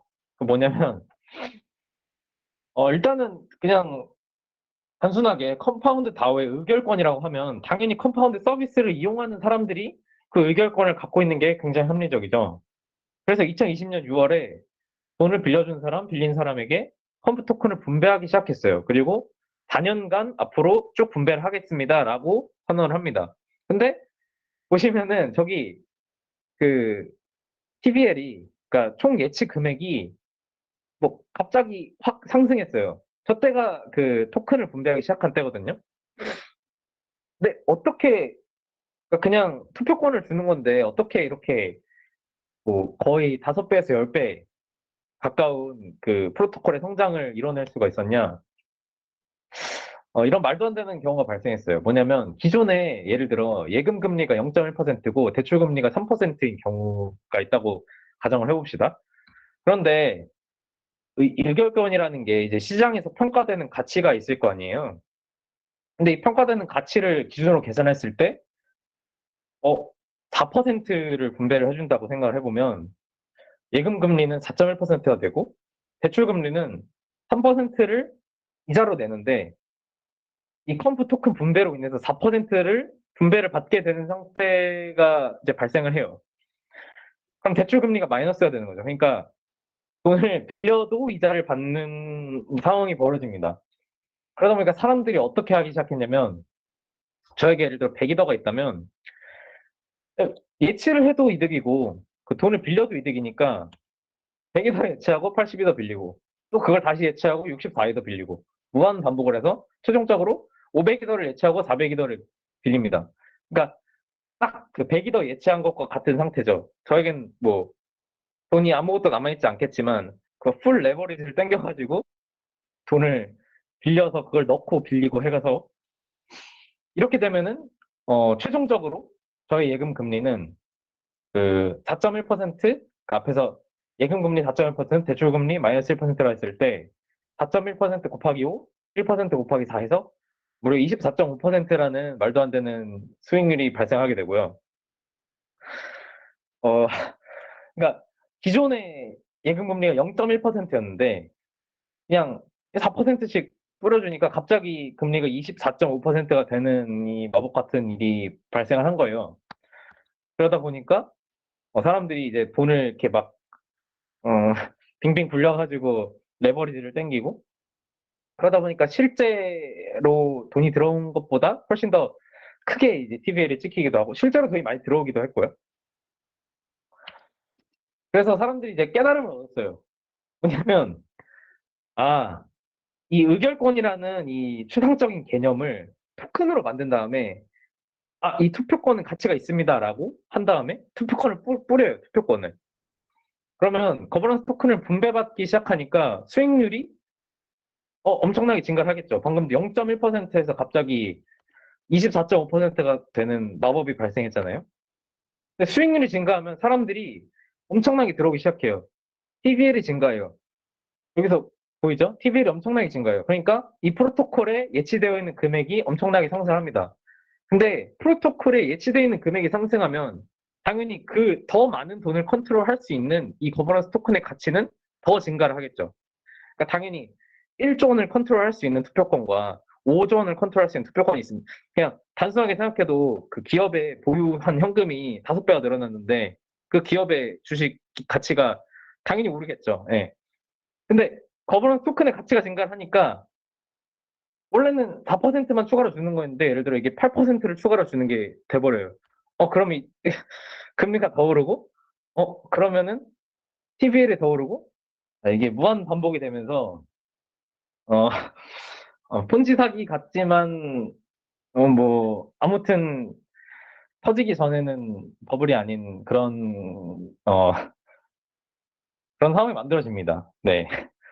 그래서 사실 사실 그 디파이의 성장이라고 하면은 물론 앞에서 설명한 뭐 각종 좋은 뭐 탈중앙화가 뭐 좋더라, 뭐 마진을 안 떼니까 좋더라, 뭐 이런 것도 다 좋지만 결국 사람들이 모이는 건 돈이거든요. 그러니까 이 사이클 돌리는 방법에 대해서 사람들이 깨닫게 되면서 대부분의 디파이 서비스들이 이 모델을 도입을 하기 시작했고, 그래서 엄청나게 그 자본이 유입되고, 뭐, 그렇게 된 경우가 많습니다. 네. 사실, 요 사이클을 이제 조금만 바꿔보면은, 우리가 이제 미래를 들여다볼 수가 있는데요. 이제 앞에서 제가 설명을 했죠. 2020년 6월에 토큰 분배를 시작했는데, 분배 기간은 4년이에요. 뭐냐면, 당연히, 분배 기간이 뭐 무한대라고 하면은, 발행량이 무한대인 토큰, 인플레이션 무한대 이러면은 말이 안 되잖아요. 그래서 네, 4년간만 분배를 한다라고 선언을 했는데, 그러면 이제 4년이 지나서 분배가 종료돼요. 분배가 종료되면은 수익률이 감소하겠죠. 24.5%가 0.1%가 돼요. 그럼 제가 굳이 여기 돈 넣어둘 필요가 없겠죠. 그래서 돈을 뺍니다. TVL이 감소해요. 그러면은 기업의 현금이 감소하면 당연히 주식의 가치는 감소하겠죠. 거버넌스 토큰의 가치는 감소해요. 그냥 그냥 돈이 그냥 거의 뭐 그 싱크대 물 내려가듯이 이게 빠져버리는 거예요. 그러니까 근데 이제 4년 뒤면은 생각할 필요가 없죠. 사실 어 지금 지금 뭐 딥바이 역사라고 하면서 시작한 게 2013년인데 4년이면은 거의 막 현실 세계로 치면 수세기가 지난 수준이기 때문에 굳이 4년 뒤를 생각하지 않고 저희는 이제 이 희망편을 보면서 디파이 프로토콜에서 높은 수익률을 즐기면 된다. 예, 요게 현재 디파이 상태입니다. 네. 그리고 뭐 조금 약간 번외편으로 랜딩 마무리 하자면은 이 아베라는 프로토콜이 있는데요. 지금 사실 랜딩 프로토콜 1등이 아베고 2등이 컴파운드거든요. 근데 아베가 사실 그 앞에서 설명한 그 구린 이슬랜드였어요. 근데 이슬랜드가 컴파운드의 그 시스템에 너무 감동을 받아서 이름을 이제 아베로 바꾸고 완전 리브랜딩을 해가지고 아베 시스템 컴파운드랑 그냥 거의 똑같아요. 완전 똑같은데 베끼고 거기다가 추가로 몇 가지 시스템을 조금 더 도입을 해가지고 지금 컴파운드를 이겨버렸습니다. 예.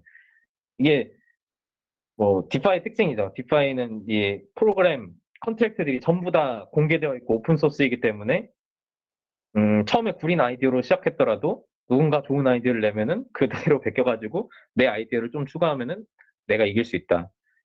예. 참고로 이게 이름이 아베인데 아베는 이제 핀란드어로 유령이라는 뜻입니다. 로고를 보면은 귀여운 유령이 있고요. 이게 막 뭐 어디 어느 거래소 한국 거래소 중에 어느 거래소에서는 에이브라고 써 있던데 에이브가 아니고 아베입니다. 네. 여기까지가 랜딩이고요. 이제 덱스를 들어가겠습니다. 저희가 지금 이제 다오에서부터 시작해서 어떻게 막 토큰이 발행되었고 그 토큰을 활용하기 위해서 어떻게 랜딩 프로토콜들이 발전해 왔는가를 봤는데 이제 랜딩 프로토콜의 발전에서 시간을 살짝싹 되돌려가지고 다시 토큰으로 가볼게요. 그러니까 토큰을 사용하는 방법이 사실 토큰을 가지고 뭐 담보 대출을 할 수도 있지만 이 토큰을 다른 토큰을 바꾸고 하고 싶은 수요는 항상 있잖아요. 근데 이제 그 수요를 당연히 알아차리고 먼저 등장한 것들은 중앙 거래소들이죠. 우리나라로 치면 업비트, 해외에는 비트맥스, 좀 나중에 나왔지만 바이낸스 이런 거래소들인데 2016년과 17년도 당시에 그러니까 이제 ERC20 토큰이 이제 엄청 발행되고 ICO 붐이 일어나고 제가 영상 코인을 뭐 개당 1이더 받고 막 100만 이더 모으고 하던 시절에 솔직히 중앙화 거래소들도 굉장히 초창기였기 때문에 보안이 허술한 경우가 많았고 비썸이라던가 업비트라던가 국내 거래소들에서 각종 해킹 사태들이 발생을 했어요. 보시면은 뭐 작게는 3억 원, 뭐 크게는 530억 원까지 해킹이 발생을 했는데 여기서 느껴지는 건 뭐냐면 사실 블록체인 기술이라는 게 그 자산을 보관하고 이동하는 것을 완전히 탈중앙화시켜서 내가 온전히 소유하겠다가 목적이었는데 이걸 다시 사람들은 다시 중앙화시켜서 다시 이 거래소라는 중앙화된 시스템 이걸 맡겨놓고서 이걸 잃어버리고서는 뭐 왜 그랬냐 하는 게 좀 되게 웃긴 모습이죠. 그러니까 기껏 탈중앙화 시켜놨더니 그 탈중앙화된 돈을 중앙화된 사람에게 맡겨놓고서 그 해킹 당했다고 뭘 하는 게 좀 되게 아이러니한데 이제 여기서 우리가 느껴지는 건 대출도 우리가 탈중앙화 시켜서 만들었는데 거래소도 탈중앙화 시켜서 만들 수 있지 않을까라고 생각이 들죠. 그래서 아까 이슬랜드의 경우에도 보셨듯이 초창기의 덱스는 그냥 거래소 시스템 그대로 가져왔어요. 뭐냐면 누가 A 토큰과 B 토큰이 있는데 나 이거 뭐 사고 싶어 팔고 싶어라고 누가 얘기를 하고 그 거래를 걸어두고 그러면 그걸 본 다른 사람이 나 이거 체결할래 하고 체결하고 뭐 흔히 우리가 이제 오더북에 거래를 올리고 그 올려둔 사람 메이커라고 하고 그걸 체결해가는 사람을 이제 테이커라고 하죠. 2017년이면은 이제 아까 막 이틀랜드 이런 거 나오고 할 시절인데 이더 델타라는 게 출시가 됐어요. 이제 이더 델타는 뭐 너무 심플해요. 딱 하나의 컨택트로 구성되어 있고 그 코드도 길지 않아요. 뭐 312줄? 뭐 솔직히 뭐 중앙화된 거래소들 내부 서버에 있는 그 시스템 코드가 얼마나 길지 생각해 보면은 말도 안 되게 짧은 코드죠. 단순함과 완전한 탈중앙화가 핵심인데 사실 그만큼 기능도 단순하긴 했어요. 뭐 몇 가지 기능이 있는데 이 312줄의 코드에서 제가 이제 코드는 발췌를 해온 거고요. 덱스가 랜딩 프로토콜보다 연식이 짧은 거는 네. 그러니까 이게 특이한 게 현재 사용되고 있는 덱스들이 있고 현재 사용되고 있는 랜딩 프로토콜들이 있는데 그 사실 2017년, 18년에 나온 랜딩 프로토콜은 지금까지 살아남았는데 덱스의 경우에는 그 혁신이 좀 나중에 생겨가지고 그 초창기에 나온 게 망하고 그래서 예. 그러니까 연식이 짧았다기보다는 그냥 그 제일 좋은 그 플랫폼이 좀 나중에 나왔다 이렇게 보면 될 것 같아요. 아무튼 이더 델타 기능 입출금 거래소면 입출금이 있어야죠. 그래서 이더를 넣고 빼는 건 디포짓 위드로고요. ERC20 토큰을 넣고 빼는 건 디포짓 토큰, 위드로 토큰입니다. 간단하죠? 기능 두 번째, 메이커 오더 만들기, 주문 제출하기. 근데 이게, 네. 그래서 어떤 토큰 몇 개를, 뭐 A 토큰 X개를 B 토큰 Y개와 교환하고 싶다. 라고 이제 주문을 제출해요. 여기 보시면은 토큰 get, amount get, 토큰 give, amount give. 딱 봐도 뭔지 알겠죠? 내가 받을 토큰, 뭘 몇 개 받고 싶고, 뭘 몇 개 줄 거다. 그 아래 expires는 뭐냐면은 주문에 이제 유효기간 설정하는 거죠. 당연히 가격이 바뀔 테니까 나는 한 10분 정도 유효기간이 있는 이 주문을 제출을 한다. 라고 이제 넣는 거고요. 주문을 넣었는데 이제 가격이 바뀌어서 이거 아니다 싶으면은 취소를 해야겠죠. 취소. 캔슬 오더 함수 당연히 있습니다. 그 다음에 주문을 사람들이 올려둔 거를 보고서 주문을 체결할 수 있어야겠죠. 그러니까 테이커 오더를 이제 만들 수 있어야 되는데 그게 이제 트레이드 함수입니다. 그 위에 뭐 토큰 겟, 어마운트 겟, 뭐 어쩌고 저쩌고 익스파이어스까지는 이제 아까 전에 이 메이커 오더에서 넣은 주문에 대한 내용이고 그 아래 유저 어마운트는 이걸 누가 그 메이커의 주소가 어딘지 그 다음에 그 중에 몇 개를 가져갈 것인지 예, 그냥 부분 체결에 대한 부분입니다.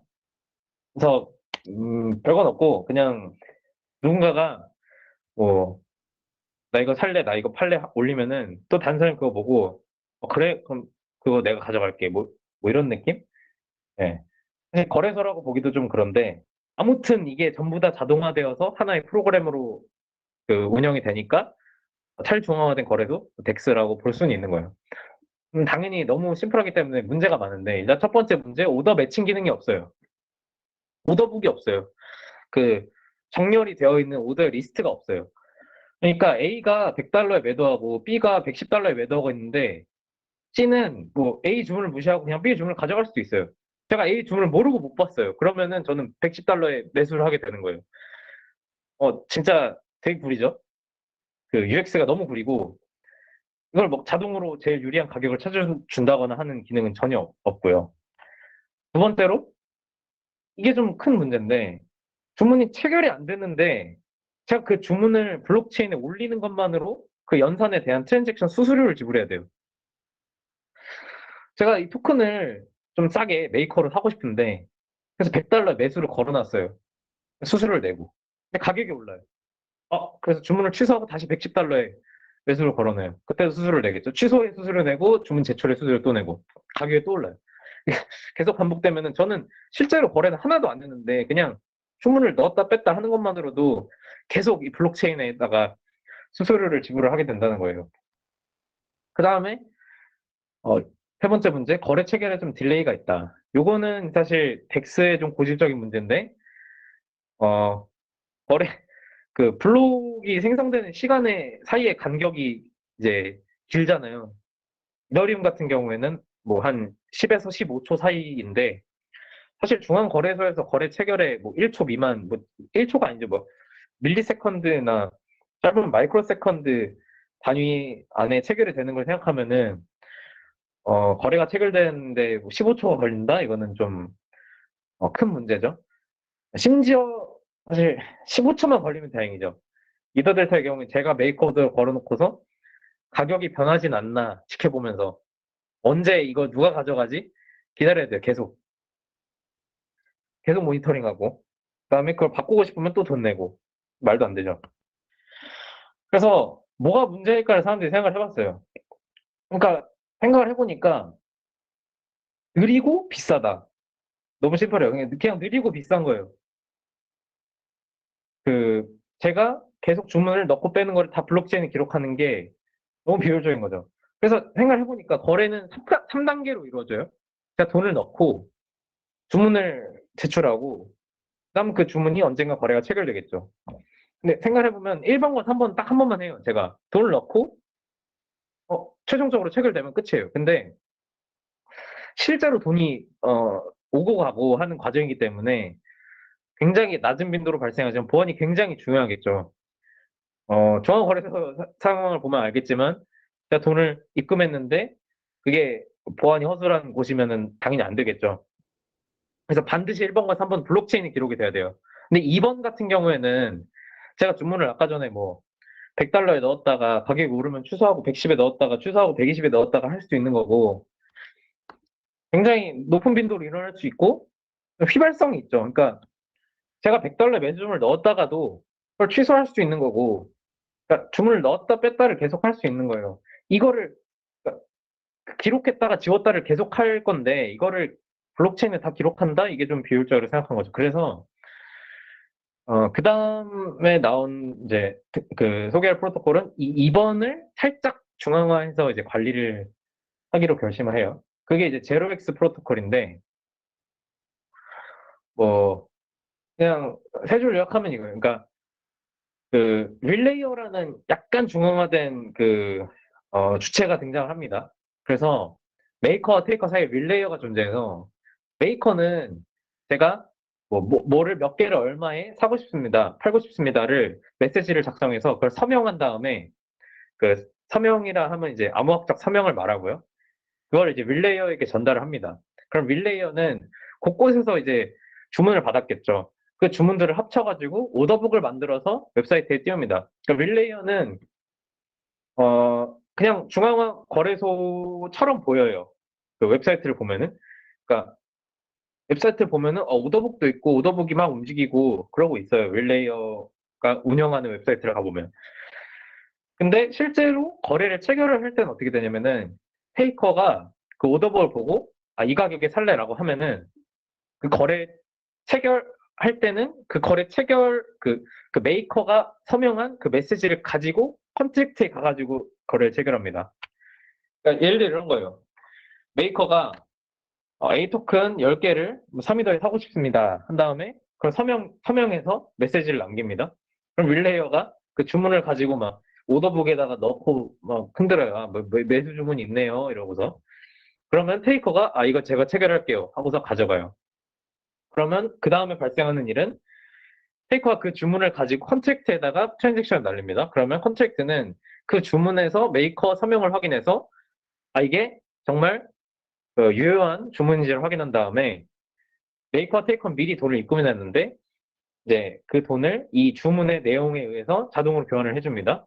그래서 메이커는 테이커에 3위더를 지급하고 테이커는 A 토큰 10개를 메이커에게 지급을 해주겠죠. 그럼 릴레이어는 여기서 뭘 얻냐? 릴레이어는 그 매수를 퍼블릭하게 공표해 준 거에 대한 이제 소정의 fee를 받게 됩니다. 그래서 이 fee는 릴레이어가 그냥 미리 정해서 알려주고요.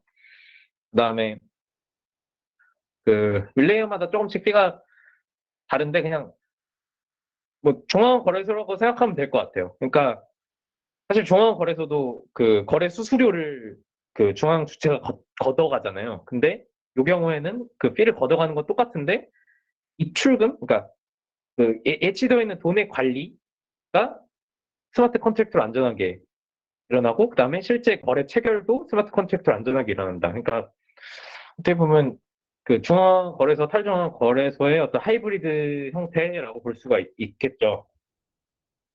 그래서 이게 그 2017년에 출시됐는데 정말 놀랍게도 이 모델이 꽤 괜찮았어요. 그러니까 왜냐하면 기존에 중앙 거래소를 쓰던 사람 입장에서는 그냥 이 윌레이어가 보여주는 오더블을 봤을 때 전혀 위화감이 없었고, 그 다음에 보안도 정말 안전하다고 하니까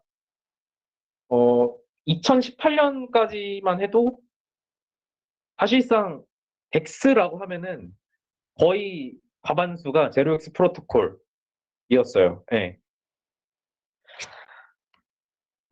근데 그럼에도 불구하고 조금 이제 문제가, 사실 사람들은 그러니까 불편한 거를 원하지 않거든요.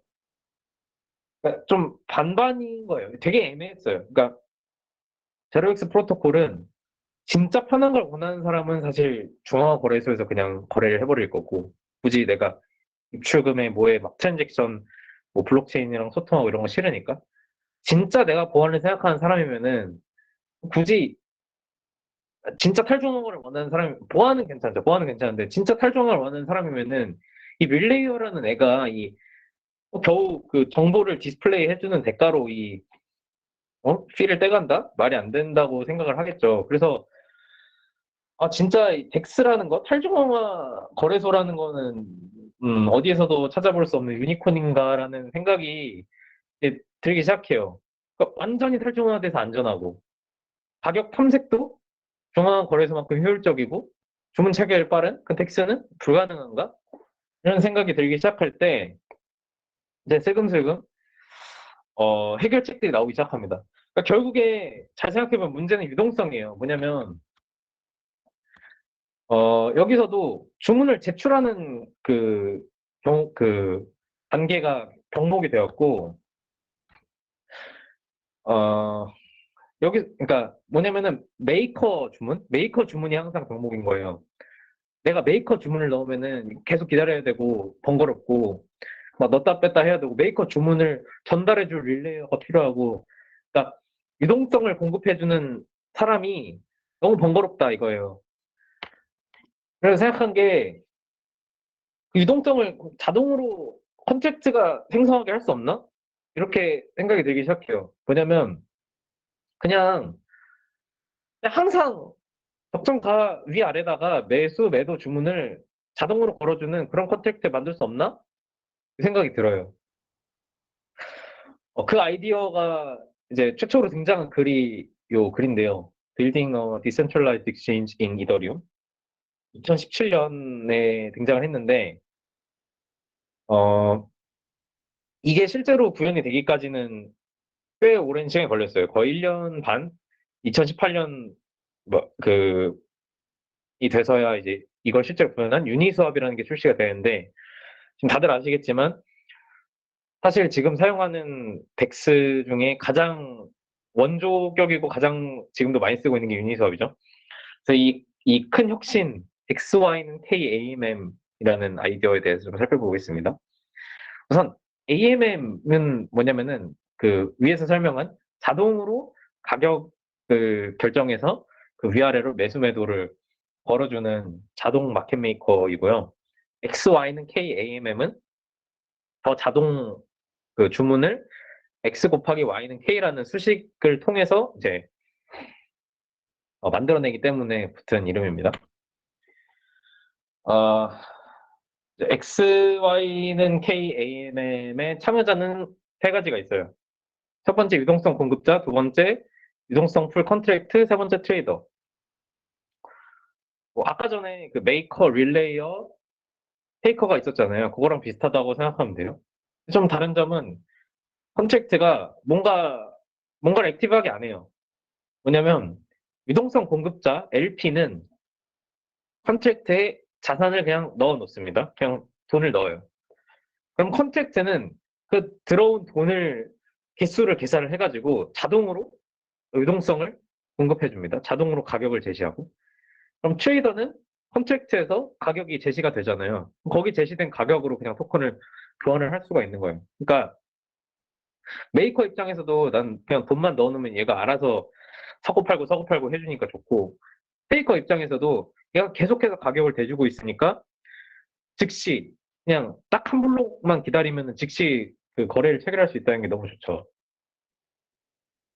근데 이제 여기 사용되는 공식이 그냥 XY는 K라는 건데, 여기서 X랑 Y가 뭐냐면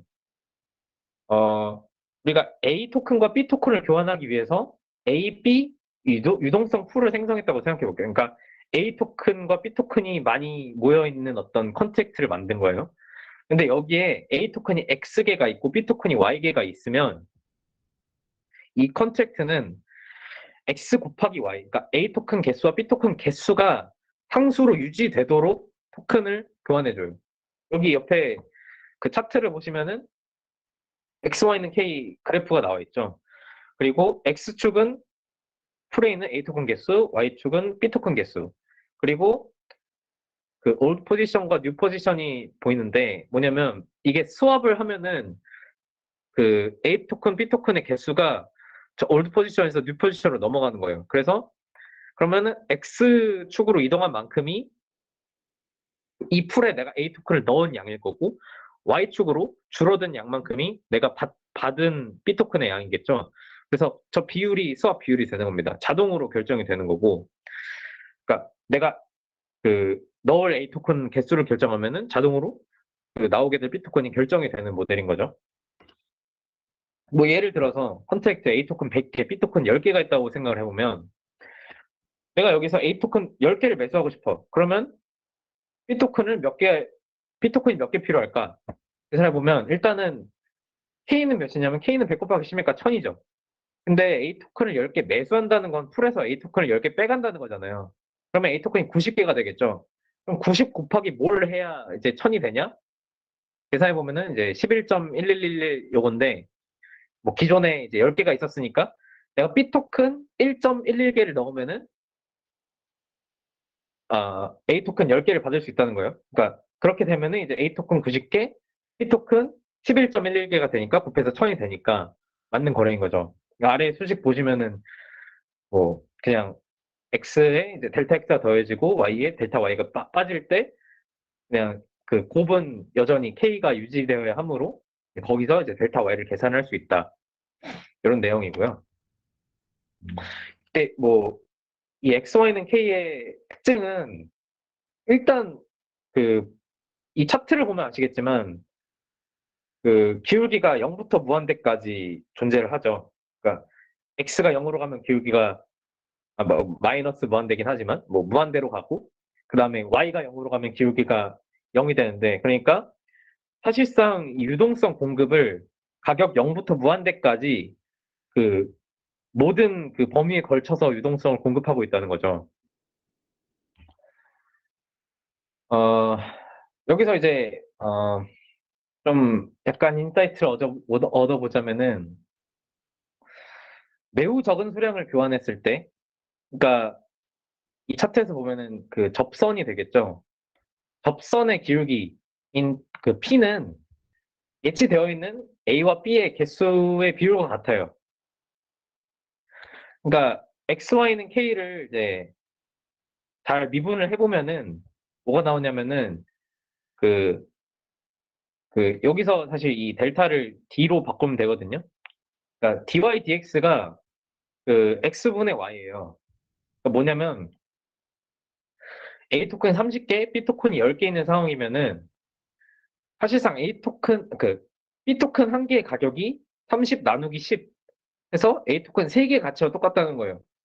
뭔 소리냐면은 A 토큰 30개의 가치가 B 토큰 10개 가치랑 똑같다는 거예요. B 토큰 한 개가 A 토큰 3개니까 B 토큰 10개는 30개겠죠. 그러니까 제가 어떻게 A 토큰과 B 토큰을 넣어도 이 컨트랙트가 그 두 개의 비율인 가격 P를 두 개 개수 비율로 맞춰주기 때문에 그 이 컨트랙트는 항상 두 가지 자산을 그냥 반씩 들고 있으면서 상대방이 교환을 원할 때마다 수수료를 받고 교환을 해주는 거죠. 근데 이제 교환을 제가 굳이 이게 반반 유지되려면 몇 개를 교환해줘야 되지를 제가 계산하고 있는 게 아니라 컨트랙트가 자동으로 해주고 XY는 K라는 공식에 의해서 그다음에 LP는 그냥 여기 돈을 넣어놓고서 나 여기 돈 넣어놨습니다라고 그 예치했다는 증표인 이제 LP 토큰이라는 거를 들고 있게 돼요. 근데 이제 LP 토큰을 보면은 그 아까 전에 컴파운드에서 설명한 그 C 토큰과 비슷해요. 뭐냐면 여러 명이 이 풀에다가 유동성을 동시에 공급하고 있을 수가 있는 거예요. 예를 들어서 유니스왑 풀에 일단 유니스왑이 뭐냐면 이제 방금 설명한 개념을 실제로 구현한 최초의 덱스인데요. 여기 유니스왑 풀에 A 토큰 100개, B 토큰 10개가 있어요.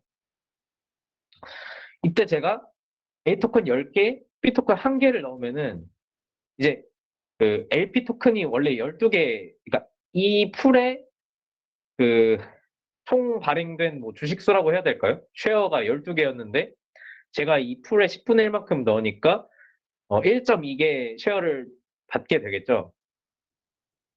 그러니까 이것도 그 컴파운드의 C 토큰과 마찬가지로 많은 유동성 공급자들이 돈을 넣어가지고 충분히 유동성 공급을 해줄 수 있게 해놨고 그 다음에 오른쪽에 트레이더 입장에서는 10개 A 토큰과 그리고 약간의 B를 넣으면은 여기 정해진 비율에 따라 한 개의 토큰 B를 받게 된다. 네. 그 인스턴트로 딜레이 없이 바로 수업을 할 수가 있는 거죠. B는 이제 유니수업의 경우에는 이게 0.03이라고 되어 있는데 실제로 유니수업은 이제 0.3%를 떼고 있어요. 굉장히 높은 피를 떼지만 아무튼 뭐 사정화됐고 좋으니까. 네. 놀랍게도 어, 유니수업은 진짜 놀랍게도 토큰 발행을 안 했어요. 처음에. 그러니까 아까 전에 컴파운드는 뭐 거버넌스 토큰 발행하고 뭐 이랬잖아요.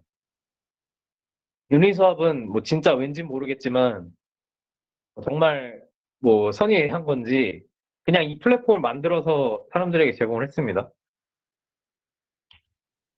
근데 이제 좀 만들어 놓으면 잘 쓰냐라고 생각을 해보면 좀 애매해요.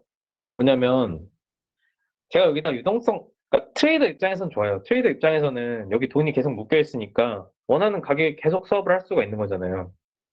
뭐 정확하게는 어, 사면 살수록 가격이 오를 거고 팔면 팔수록 가격이 떨어질 거기 때문에 계속 그 시장 원리에 따라서 시장가로 가격이 맞춰질 거고 아무튼 그렇게 맞춰진 시장가로 제가 즉시 수업을 할 수 있으니까 트레이더 입장에서 너무 좋은데 이 LP 유동성 공급자 입장에서 생각을 해보면 사실 계속해서 가격을 대고 있는 거예요. 메이커로. 그러면 어떻게 되냐면 아까 말씀드렸듯이 토큰을 많이 사면 살수록 가격이 오르고 많이 팔면 팔수록 가격이 떨어지는 거잖아요. 근데 메이커 입장에서 보면은 가격이 상승할 땐 토큰을 팔면서 올라가는 거고, 그러니까 트레이더가 사가지고 가격이 오른 거잖아요. 반대로 가격이 하락할 땐 트레이더가 팔았다는 거니까 LP 입장에서는 토큰을 사면서 내려간 거예요. 그러니까 이게 물타기 한 거죠. 그러니까 가격이 떨어졌는데 난 계속 A 토큰 사는데 가격이 계속 떨어져. 아니면은 계속 팔고 있는데 가격이 계속 올라. 손해잖아요. 가격이 돌아오면은 결국에 XY는 K라는 공식에 의해서 가격이 돌아오면은 X랑 Y도 맞춰지니까 원상 복구되겠지만 그렇지 않으면은 손실이 발생하게 되고 요거를 이제 그 impermanent loss라고 해요. 그러니까 영구적이지 않은 손실이다. 가격이 원상 복구되면 다시 돌아올 거다. 걱정하지 마라. 영구적인 거 아니다. 뭐 이런 의미고요. 실제로는 사실 코인 변동성이 굉장히 크기 때문에 그 사실상 영구적인 손실이라고 볼 수가 있겠죠. 근데 그러면 이렇게 위험한 이 시장에서 누가 굳이 자신해서 LP가 되어서 내 자산을 묶어두고 네가 알아서 메이커로 사고 팔고 해라고 할까? 어, 어떻게 하냐면 바로 다오 토큰을 통해서입니다. 네, 깜짝 놀라셨죠? 컴파운드도 똑같이 했죠. 컴파운드도 아니 그 낮은 이자율로 왜 돈을 빌려주고 내가 돈을 왜 못 거나? 토큰을 찍어주니까 넣어 놓는 겁니다. 네. 그래서 스시 스왑이라는 게 등장을 해요. 스시 스왑. 이러면 좀 웃긴데 이게 실제로 있었어요. 그러니까 이 웹사이트가 어, 그 제가 2020년에 스시 수업 초창기에 이 웹사이트에 들어갔을 때 아니 약간 너무 의심이 가가지고 어떻게 했냐면은 스시 수업이 그래도 나름 오픈 소스더라고요. 스시 수업 깃허브를 들어가서 스시 수업 그 컨트랙트 코드를 다 읽어봤어요. 이게 진짜 사기 아니야? 이 생각하면서 직접 다 읽어봤고 근데 읽어보니까 뭐냐면 이거예요. 이 유니스왑을 그대로 복붙한 다음에 거기다가 거버넌스 토큰을 그냥 붙여놨어요. 그러니까 뭐냐면 여기 LP를 공급하면 원래는 이 오른쪽에 트레이더가 그 거래를 할 때마다 수수료가 풀에 쌓이니까 그 수수료 수익을 그냥 얻게 되는 구조인데 여기는 뭐냐면 LP를 내가 공급을 하면 그냥 스시라고 하는 거버넌스 토큰을 찍어서 주겠다. 뭐 이런 거거든요. 근데 여기 보시면은 여기 스시 파티 보시면은 스시랑 이더 그 LP 풀에다가 돈을 넣으면은 연 환산 수익률 797%를 줄게. 여기는 그 USDT 이더 그 LP 풀에다가 유동성 공급을 하면은 연 환산 수익률 217%를 줄게. USDC 이더에 넣으면은 267%를 준다고 하고 저도 그래서 저때 당시에 그 USDT 이더 풀에다가 돈을 넣었습니다. 네. 예. 뭐 약간 말도 안 된다고는 생각했는데 컨택트 봤을 때 뭐 문제는 없으니까 그냥 넣었는데 이게 왜 되는 거지 싶어서 이제 생각을 해보니까 이거예요. 여기 보시면은 스시 이더잖아요. 스시 이더 보면은 USDT 이더, USDC 이더는 뭐 연 200% 수준이에요. 수익률이. 연 200%로는 아무것도 못하죠. 스시 이더 풀에 넣으면은 연 800%를 준대요. 그러니까 뭐냐면 그러니까 이게 실제로 개수가 달라요. 그러니까 보상의 그 개수가 달라서 스시 이더 유동성 풀에는 스시를 더 많이 줬어요. 그럼 사람들이 저 800%에 환장해가지고 저기 돈을 넣으려면은 절반은 이더, 절반은 스시로 넣어야 되잖아요. 그러니까 스시를 사요. 스시를 사서 반반씩 넣는 거예요.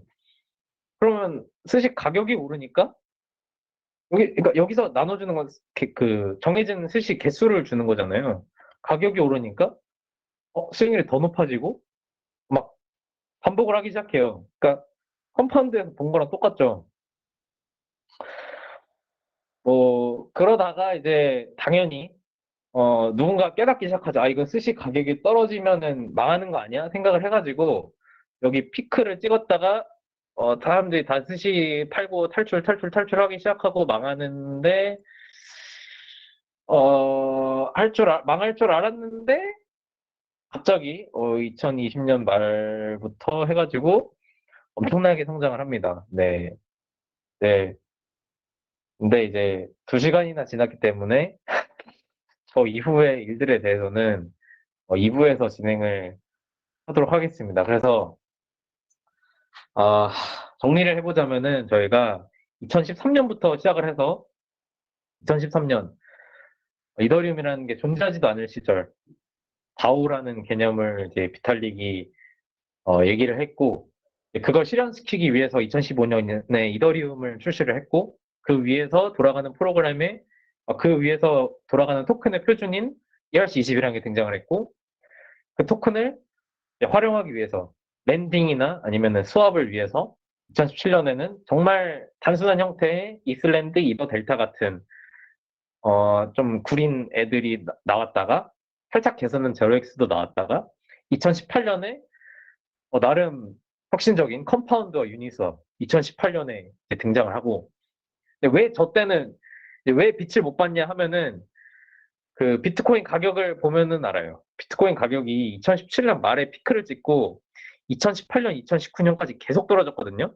그러니까 디파이는 2018년에 이미 다 준비되어 있었어요. 디파이는 이미 다 준비되어 있었는데 사람들이 준비가 안 됐다. 사람들이 코인 가격 떨어지니까 뭐 쳐다도 안 보고 디파이 뭔지 관심도 안 가지고 한 거예요. 근데 이제 2020년 되니까 뭐 코인 가격 오르기 시작하고 뭐 아베라는 것도 나오고 스시스왑이라는 게 또 거버넌스 토큰으로 사람들 막 끌어모으고 그리고 컴파운드가 사실 그 거버넌스 토큰 발행하기 시작한 것도 2020년이고요. 그때부터 엄청나게 관심을 받기 시작했죠.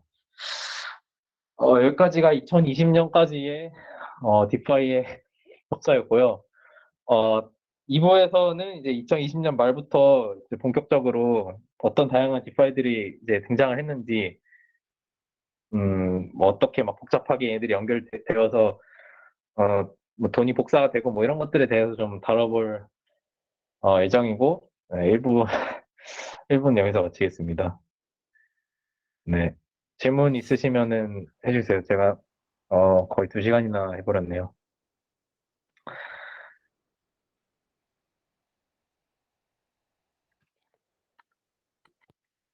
질문, 펌프.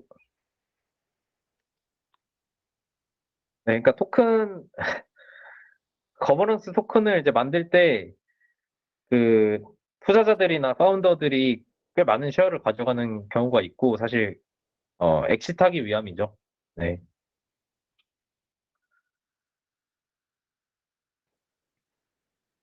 네, 그 뭐, 다 잘 끝났으면 들으셨다니 네, 다행이고요. 다 끝났으면 마치기 전에 안내할 게 있는데요. 그 다음 세미나가 이어진 다음 세미나가 다음 주 금요일 뭐야? 다음 주 금요일 같은 시간 맞죠? 네네. 맞나요? 네. 저는 그렇게 알고 있는데. 그래서 그 다음 주 금요일 똑같은 시간에 다시 오시면 되고 링크는 이 똑같은 걸로 할게요. 제가 공지를 다시 할 거긴 하는데 일단 저희 피다오 홈페이지가 여기거든요. 그래서 앞으로도 세미나 팔로우 받으실 분들은 여기 디스코드 들어와서 보시면 돼요. 영찬님은 오늘 너무 양질의 강의를 2시간 동안 해주셔가지고 진짜 감사하고 강의 정말 잘 들었습니다.